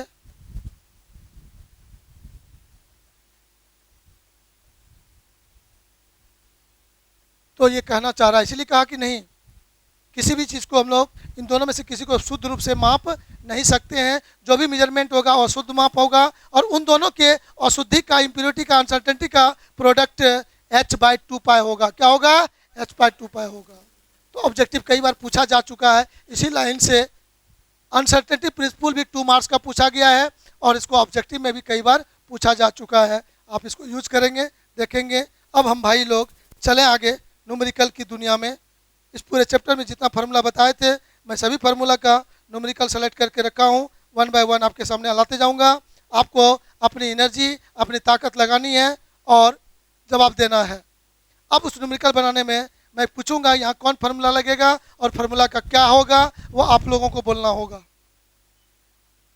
नहीं तो माइक ऑफ करेंगे, नीचे डंडा लेके उतर जाएंगे, जो कि आप लोग को पता है 4 बजे बैच में यही होता है।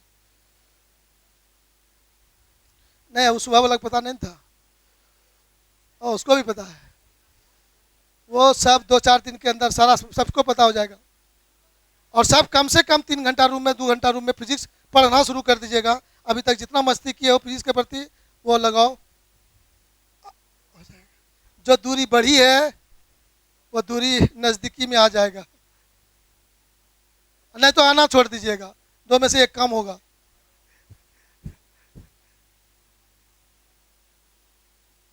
हो गया कंप्लीट। अब आपके सामने क्वेश्चन आएगा और हम लोग सब भाई बंधु लोग मिल मिल के बनाएंगे। रेडी? आपके सामने क्वेश्चन रेडी है।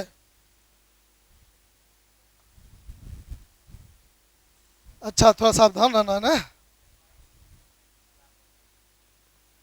What will be the de Broglie wavelength of an electron having kinetic energy 500 electron volt, given H equal to this, E equal to this? ये नहीं भी दिया हुआ है तो कोई दिक्कत नहीं, M equal to this। Hindi लिखना कोई जरूरी है क्या? Yes sir.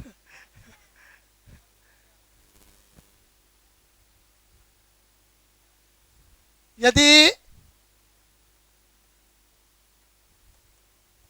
गतिशील इलेक्ट्रॉन का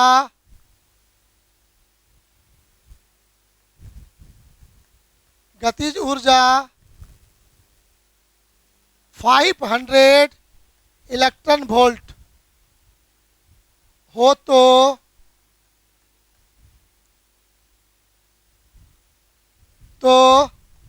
डी ब्रॉगली तरंगदैर्घ्य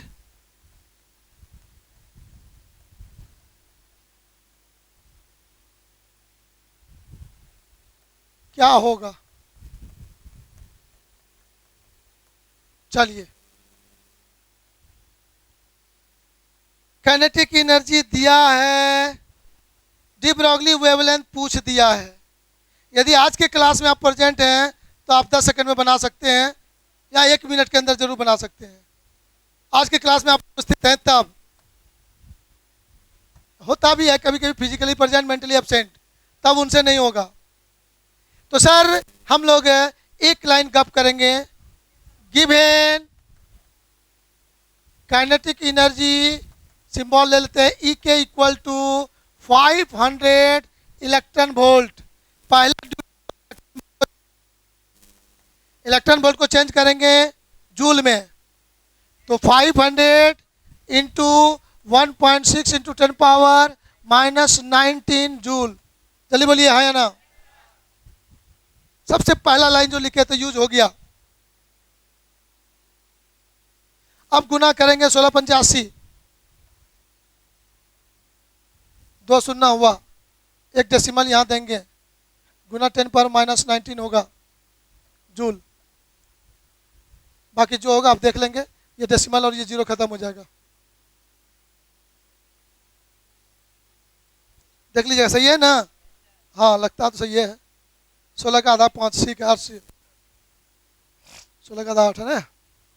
चलिए, काइनेटिक एनर्जी जूल में आपने कर लिया, तो सर क्वेश्चन में जब दिया रहेगा इलेक्ट्रॉन वोल्ट में एनर्जी दिया रहेगा, और न्यूमेरिकल बनाएंगे तो आप उसको बदलेंगे जूल में, इसलिए पहला लाइन वो लिखे थे, हम याद होगा आपको। अब उसके बाद कहता है कि डी ब्रॉगली वेवलेंथ, जिनको खड़ा करेंगे वो बोलिएंगे। डी ब्रॉगली वेवलेंथ लेमडा के लिए बहुत सारे फार्मूला आपको दिया था मैंने आज, तो बता देंगे आप लोग सोच के जल्दी से, लेमडा बराबर कौन सा फार्मूला लिखें, क्या बोलेंगे? h बाय अंडर रूट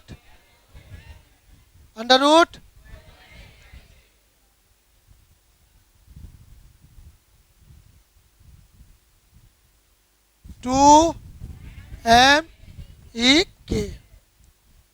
तो भाई सब चीज़ मालूम है, बैठा गुना भाग कर लेंगे, तो यहाँ पर से गुना भाग कर लीजिए आप लोग।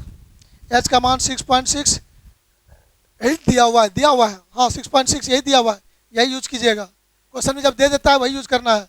10⁻34 बाय अंडर रूट 2, m का मान कितना दिया है देखो तो 9.11।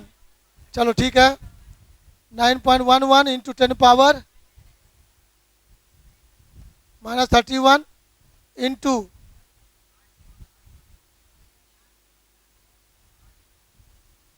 800 गुना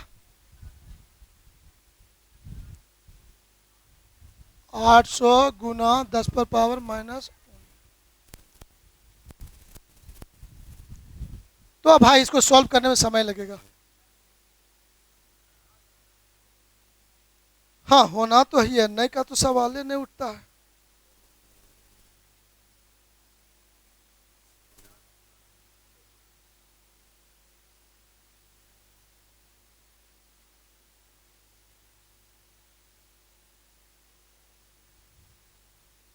ये आएगा आपका 5.5 इंटू 10⁻⁻11 मीटर। ये आपका चेंज करोगे इसको 0.55 इंटू 10⁻⁻10 मीटर, तो ये हो जाएगा सर 0.55 एंगस्ट्रम।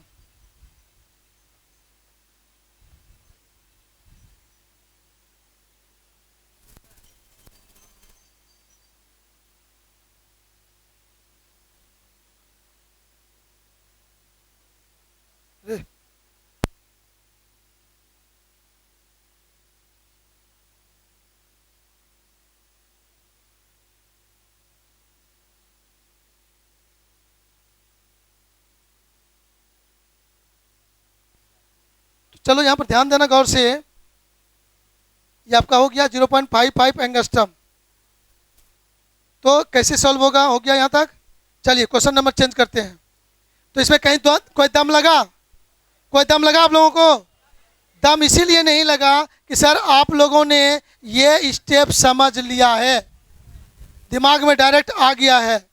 यदि लाइन डायरेक्ट याद है तो सवाल में 1 मिनट बहुत हो गया, बस तो मल्टीप्लाई करने में जो समय लगे इससे ज़्यादा कोई टेंशन नहीं है।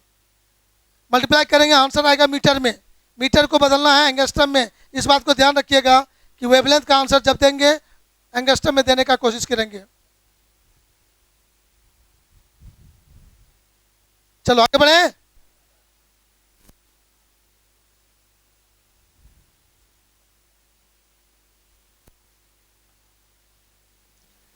क्वेश्चन नंबर 2 आपके सामने है, उसको गौर से देखिए।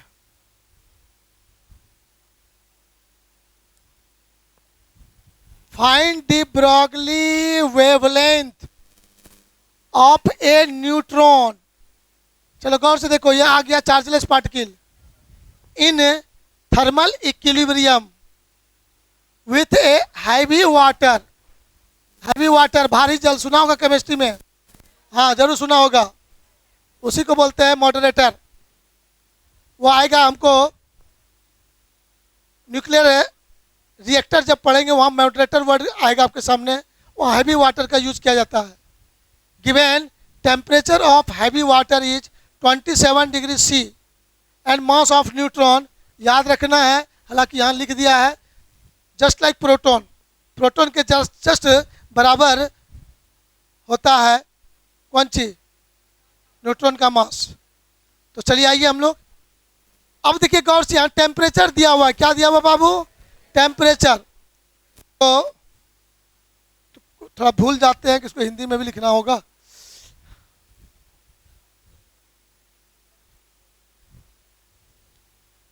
एक न्यूट्रॉन भारी जल के साथ साम्यावस्था में है।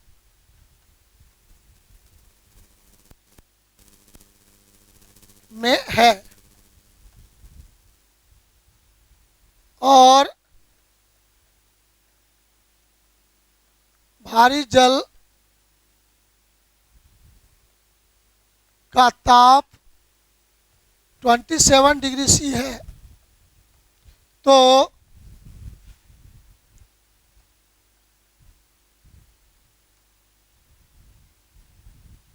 डी ब्रॉगली तरंगदैर्घ्य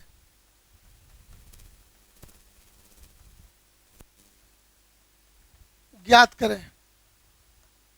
बहुत आसानी से, बस थोड़ा सा भी आप ध्यान दिए हैं तो ये सवाल आपसे बन जाएगा। तो गिवन दैट, टेम्परेचर आपको क्वेश्चन में दिया हुआ है। गिवन टेम्परेचर जो है आपका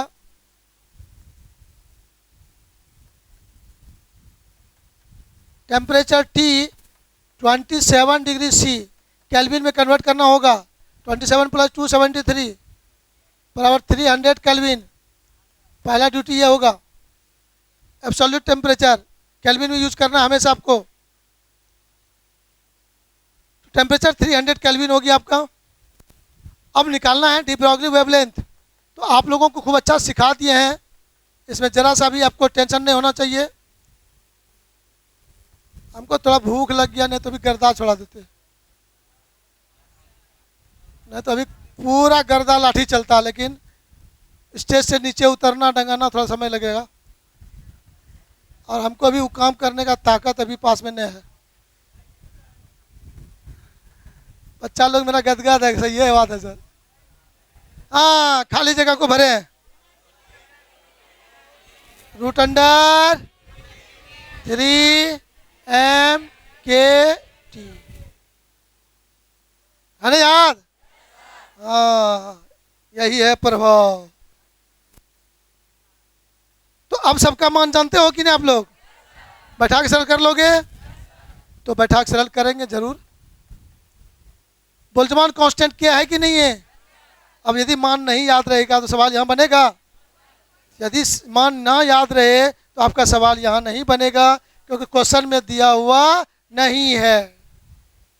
तो बोल्ट्जमान कांस्टेंट के का मान याद होना चाहिए। याद है आप लोगों को? बोलिए तो जल्दी से।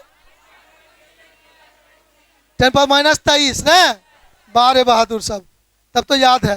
तो एच का मान क्वेश्चन में नहीं दिया है, तो अपने मन से 6.625 into 10⁻⁻34 by √3 into m 1.66 into 10⁻⁻27 into k 1.38 into 10⁻⁻23 into k 300।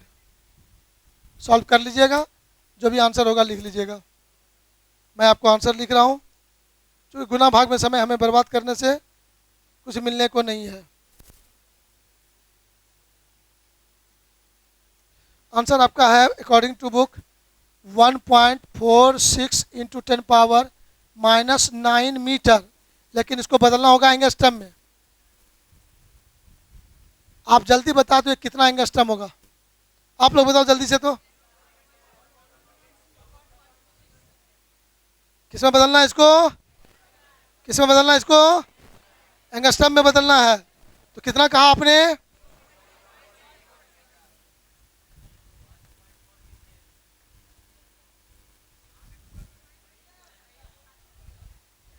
हमको पता था कि आप लोग गलती बोलिएगा, क्योंकि जस्ट पिछले सवाल में -1 घसका थी इधर लेफ्ट साइड में, तो इसमें भी लगा वही है, वो हमको पता है, इसीलिए हम जान के पूछे भी कि बच्चा गलती करेगा। अब मेरा होशियार सा बच्चा कर दिया, मैं गलती करने में सबसे आगे रहता है।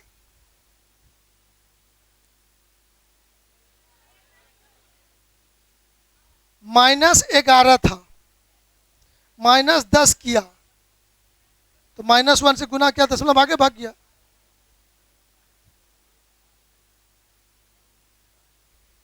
-9 को -10 करना है तो +1 से गुना करना होगा। थोड़ा सा तो होबे करता, हमको पता है ना, थोड़ा सा तो होना ये सब जरूरी है। कि कुछ बच्चा ऐसा उदास है, पत्नी लगता है बीमार है घर में, यहाँ छोड़ छाड़ के आया है बेचारा लोग, एकदम उदास बैठा है, चेहरे पे कोई मुस्कान नहीं है। कम से चवनिया मुस्कान के साथ तो सुनो तुम लोग यार। मुस्कान आ गई अच्छा, बच्चा लोग तो मेरा एकदम एक्सपर्ट है। हम मुस्कान क्या बोलने लगे, लोग दूसरा मुस्कान समझने लगा। देखो तो। हाँ रे बिल्लिया का ध्यान सुंघटिए प्रतार दो।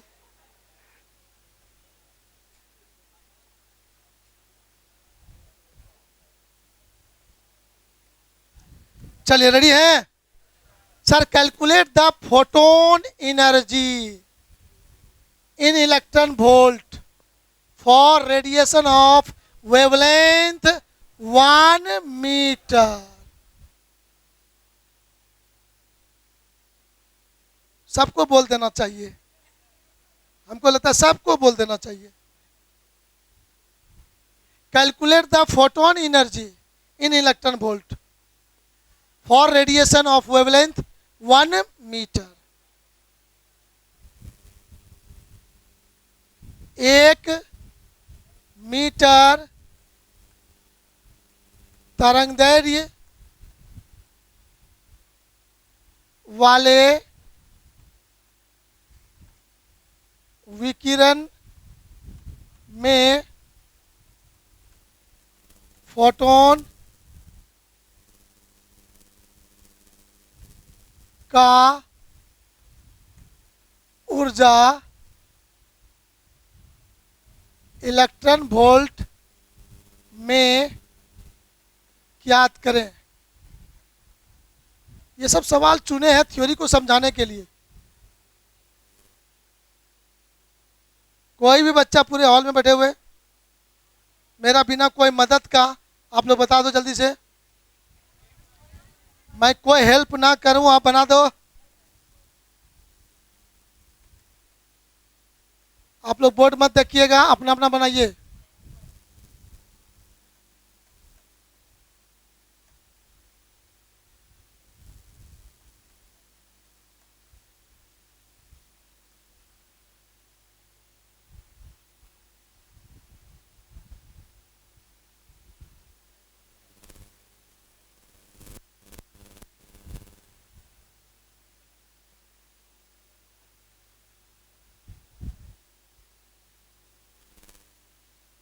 हो गया?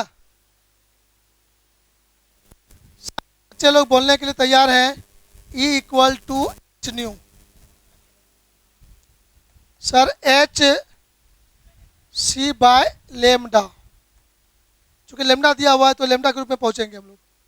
बाकी सारे चीज हम लोग को पता है। E बराबर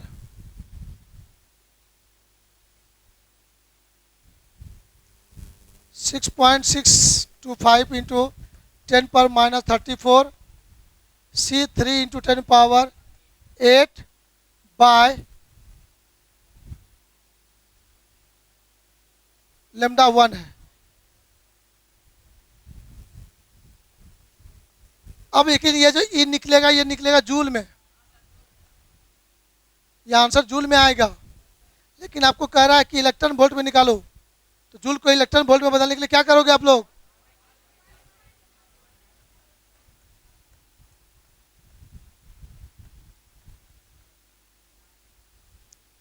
चौतीस में 8 चला गया, कितना बचेगा? है 26।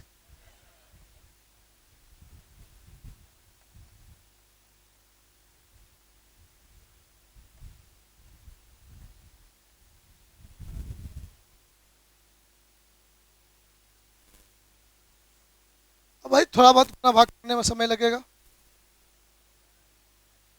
तो इसमें समय नहीं बर्बाद करना है, हम डायरेक्ट आंसर लिखते हैं। आप लोग भी लिख दीजिएगा फट से।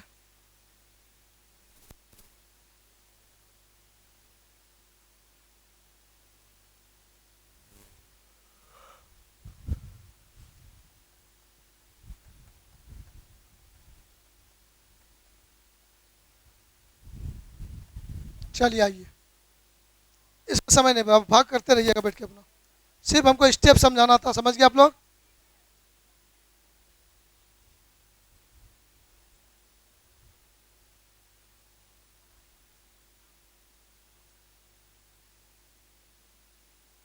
मजा आ रहा है ना? हाँ, किसका किसका पेट दर्द कर रहा है? हाँ, जिसको मजा नहीं आएगा बहाना बना के चल जाइए घर कि सर पेट दर्द कर रहा है, जाने दीजिए। मनसुआ भी बता देते हैं, उनको नहीं रोकेंगे, तुरंत भेज देंगे।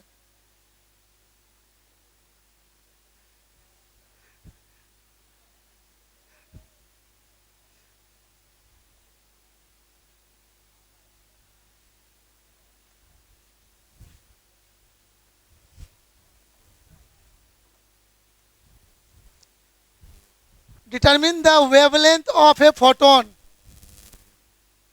of energy 10 power 10 electron volt. इसका हिंदी नहीं लिखते, खाली बोल देना, समझ जाना।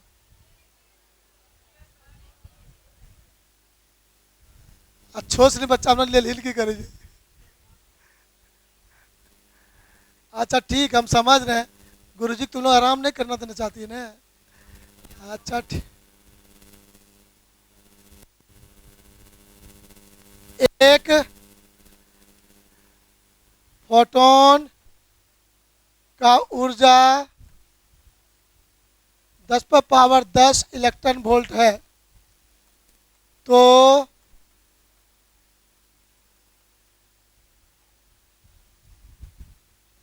उसका तरंग दैर्घ्य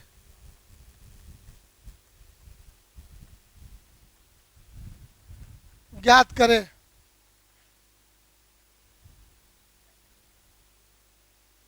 तो जवाब होगा आप बच्चों का, बहुत ज़्यादा इसमें समय नहीं बर्बाद करेंगे, एक लाइन में हो जाएगा।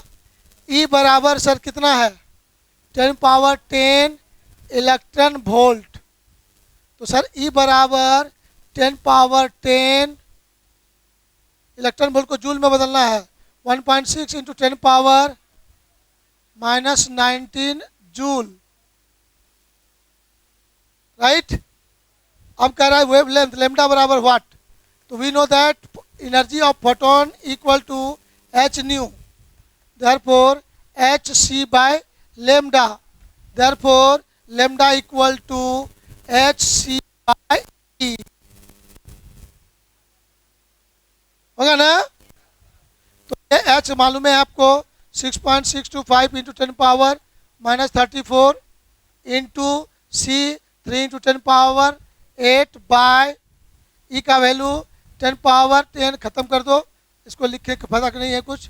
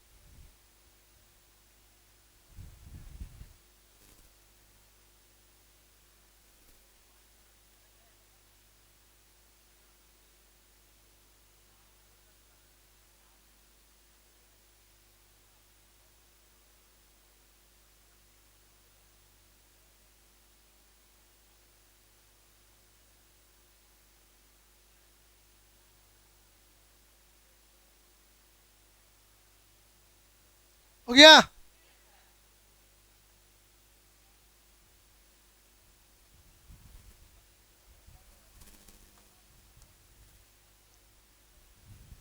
Work function of an emitter is 2.14 electron volt.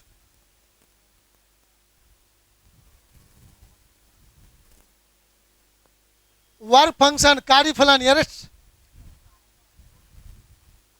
Emitter is 2.14 electron volt. A stopping potential, ध्यान देना गौर से, stopping potential of 600 millivolt, small m millivolt, brings to the emission of photoelectrons to zero.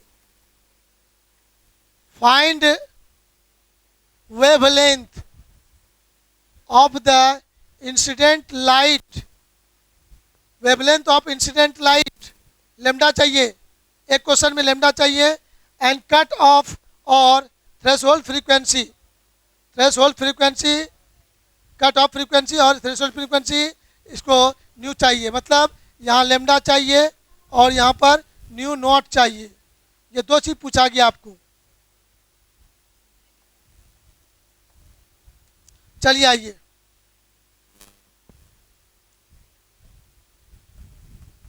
एक emitter का, emitter बोलने का मतलब समझो कि मेटल प्लेट बोल सकते हो, का वर्क फंक्शन कार्यफलन, इसको हिंदी में नहीं लिखेंगे, जान के नहीं लिखेंगे, 2.14 इलेक्ट्रॉन वोल्ट है।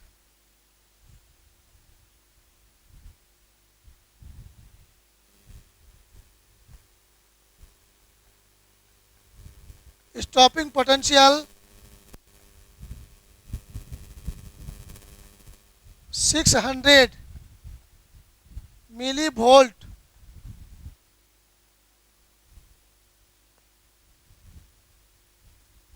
को आरोपित करने पर फोटो इलेक्ट्रॉन, जो इलेक्ट्रॉन निकल गया था वो फोटो इलेक्ट्रॉन स्थिर हो जाता है, मतलब करंट का मान 0 हो जाता है। फाइंड द, तब पहले दोनों स्टेप में लिख देते हैं क्वेश्चन को। तो कह रहा है कि आपतित प्रकाश का तरंगदैर्घ्य लेमडा ज्ञात करें, और दूसरा नंबर में कह रहा है थ्रेशोल्ड फ्रीक्वेंसी, देहली आवृत्ति ज्ञात करें।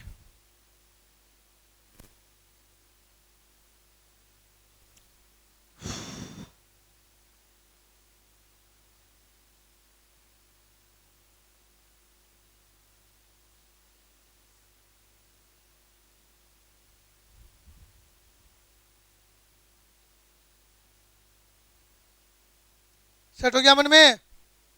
शुरू करूं?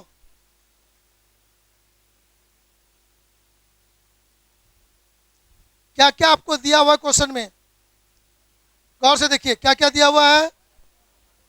सर क्वेश्चन को पढ़ने से हम बच्चों को पता चल रहा है, वर्क फंक्शन फाई नॉट दिया हुआ है, स्टॉपिंग पोटेंशियल 600 मिली वोल्ट, तो ये भी नॉट दिया हुआ है। क्या दिया हुआ है? भी नॉट दिया हुआ है, और वर्क फंक्शन फाई नॉट दिया हुआ है। तो पूछ रहा है कौन सी? लेमडा और न्यू नॉट, ये दो चीज पूछा है। तो क्या आप बच्चे दिमाग लगा सकते, बता सकते हो कि ऐसा कोई फार्मूला हो जहाँ पर भी नॉट भी आ जाए, फाई नॉट भी आ जाए, लेमडा भी आ जाए, न्यू नॉट भी आ जाए? तो ये सारा चीज़ एक जगह नहीं आता है।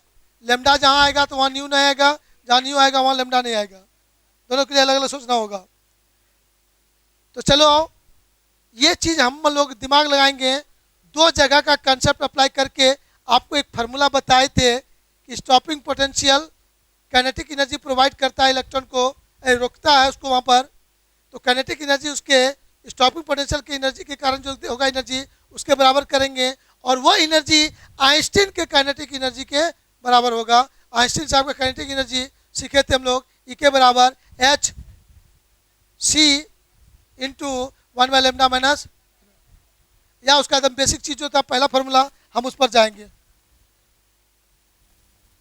यहाँ पर हम लोग देखेंगे, यहाँ पर डायरेक्ट हम लोग कर देंगे सर काइनेटिक एनर्जी ई के, ध्यान देना गौर से, ई के बराबर H nu minus phi naught, हाँ या ना, और ई के बराबर स्टॉपिंग पोटेंशियल के लिए ई इंटू वी नॉट, जल्दी बोलो हाँ या ना। इस दोनों को इक्वेट कर सकते हो या नहीं? जैसे इक्वेट करेंगे वो सारा चीज़ हमको मिल जाएगा। तब आपका यहाँ पर हो जाएगा sir E into V naught is equal to H nu के बदले सी बाय लेमडा हमको चाहिए, लेमडा माइनस फाई नॉट। कर सकते हो या नहीं? ये कर दिया मैंने, न्यू को हटा के सी बाय लेमडा लिख दिया। अब यहाँ से आपका एक अगला स्टेप होगा, मेरे माइंड में चल रहा है निकालना क्या है, लेमडा। तो यहाँ से कह दूंगा मैं एच सी, ध्यान देना गौर से, H C by lambda equal to, ये फाई नॉट उधर जाके प्लस हो जाएगा, ई प्लस फाई नॉट, जल्दी बोलिए हाँ या ना। संतुष्ट हो? हाँ सर। तो अब यहाँ से कहेंगे हम लोग sir lambda equal to H into C by E into V naught plus phi naught. अब सबका मन बैठा सरल करने में तो मेहनत है थोड़ा सा, लेकिन करना ही है।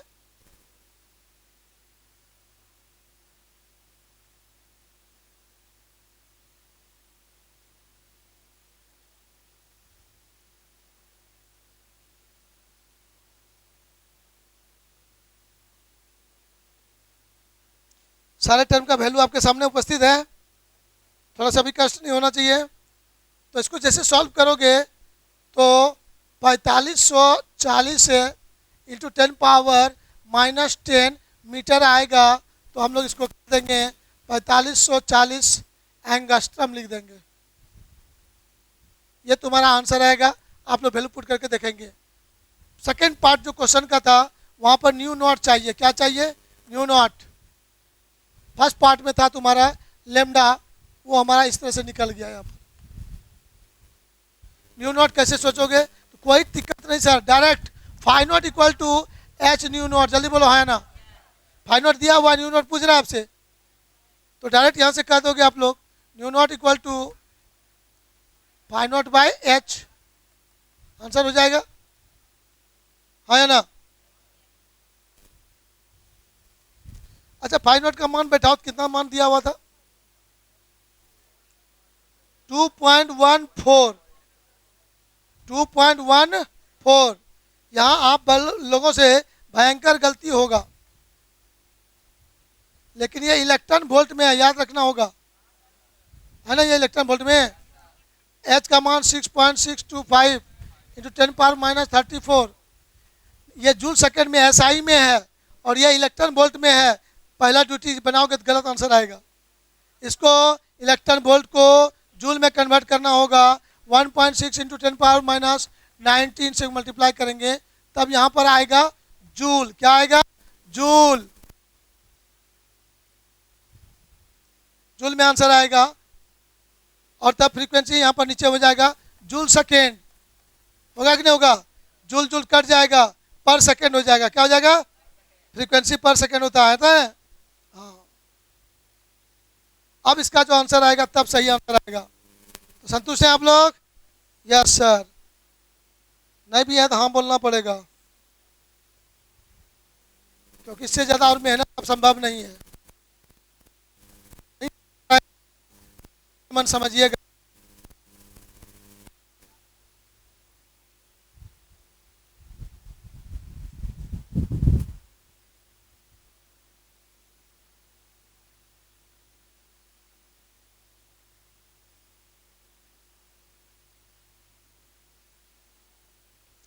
बढ़ो आगे।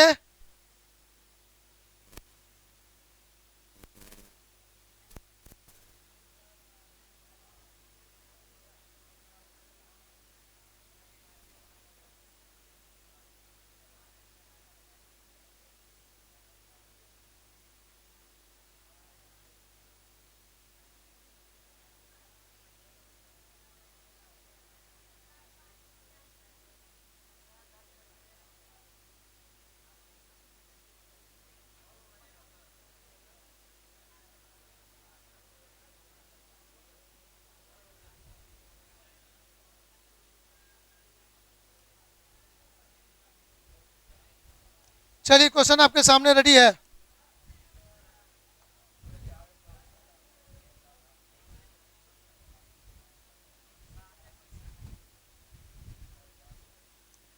कैलकुलेट द मोमेंटम, ये लो आप लोग बनाइए अपने मन से। तो कैलकुलेट द मोमेंटम, हिंदी बोल रहे हैं संवेग, ऑफ ए फोटोन, फोटोन का संवेग बताना है, ऑफ ग्रीन लाइट, लाइट जो है वो ग्रीन लाइट है जिसका फ्रीक्वेंसी दिया हुआ है इतना। ये सिंबल लिखने में मिस्टेक हुआ है, इसका सिंबल आपका ये है, यहाँ पर न्यू बोलोगे इसको, न्यू। यूनिट देख के पता चलेगा, हर्ज है ना। आइने कहो वेलोसिटी है, वेलोसिटी का मतलब कल होने लगा हर्ज, तो वेलोसिटी नहीं है, फ्रीक्वेंसी है, हर्ज में है। तो मतलब ग्रीन लाइट का फ्रीक्वेंसी मालूम है, क्या मालूम है? फ्रीक्वेंसी। पूछा क्या है? मोमेंटम, संवेग पूछा है। Moving with through the free space, free space मतलब मुक्त आकाश में गति कर रहा है, वहाँ कोई माध्यम नहीं है, और उसमें ये गति कर रहा है ग्रीन लाइट, तो वहाँ पर कह रहा है उसका मोमेंटम बताइए फोटोन का क्या होगा। तो ग्रीन लाइट, हरा प्रकाश,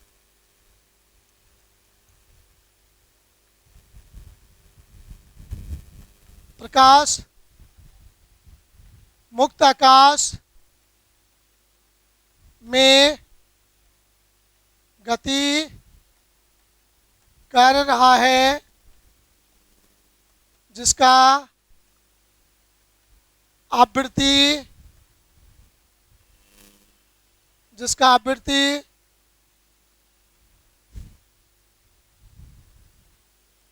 न्यू बराबर 6 × 10⁻14, याद भी रखना है, सही बात है, हर्ज है। तो फोटोन का संवेग ज्ञात करें।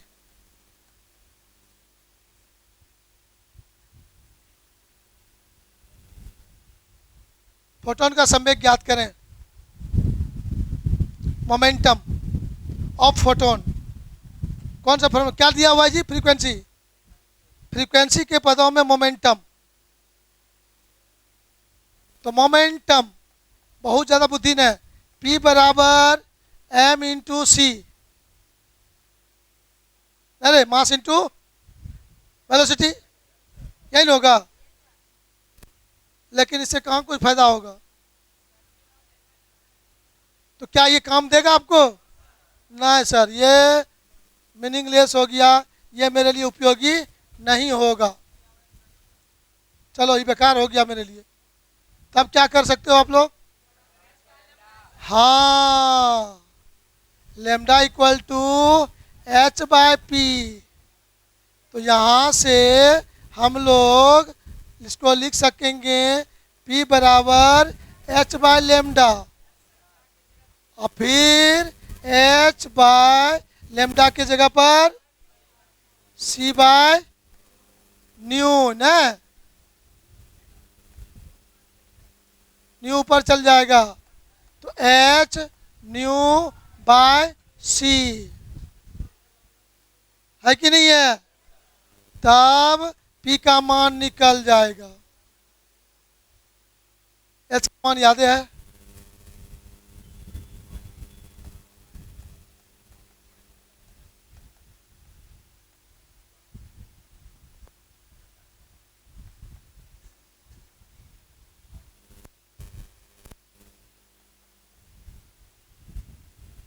फ्री स्पेस इसीलिए लिखा है कि आपका सी का मान ये रख सकते हो। यदि कोई माध्यम होता तो माध्यम में सी का मान उतना नहीं लिखेंगे, माध्यम बदलेगा सी बदल जाएगा।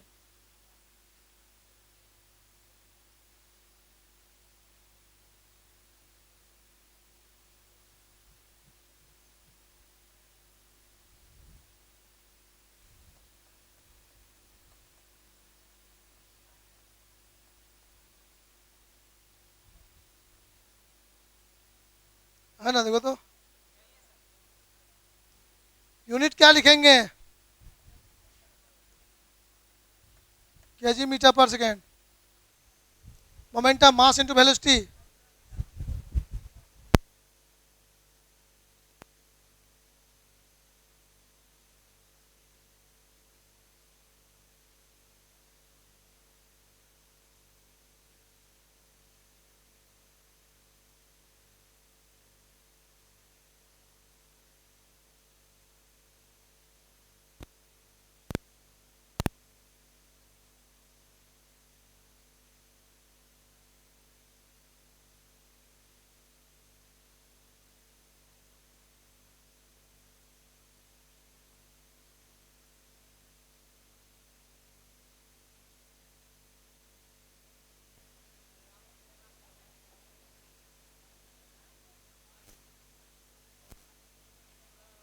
चलिए आगे बढ़े।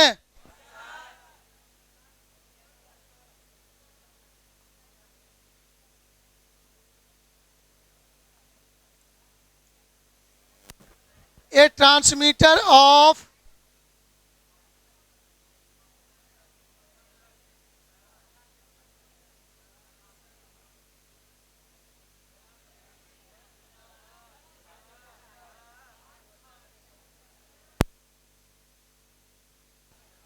तो चलिए थोड़ा सा लाइट कट गया, अब डिस्टरबेंस हो गया, गर्मी सड़ा हुआ गर्मी है।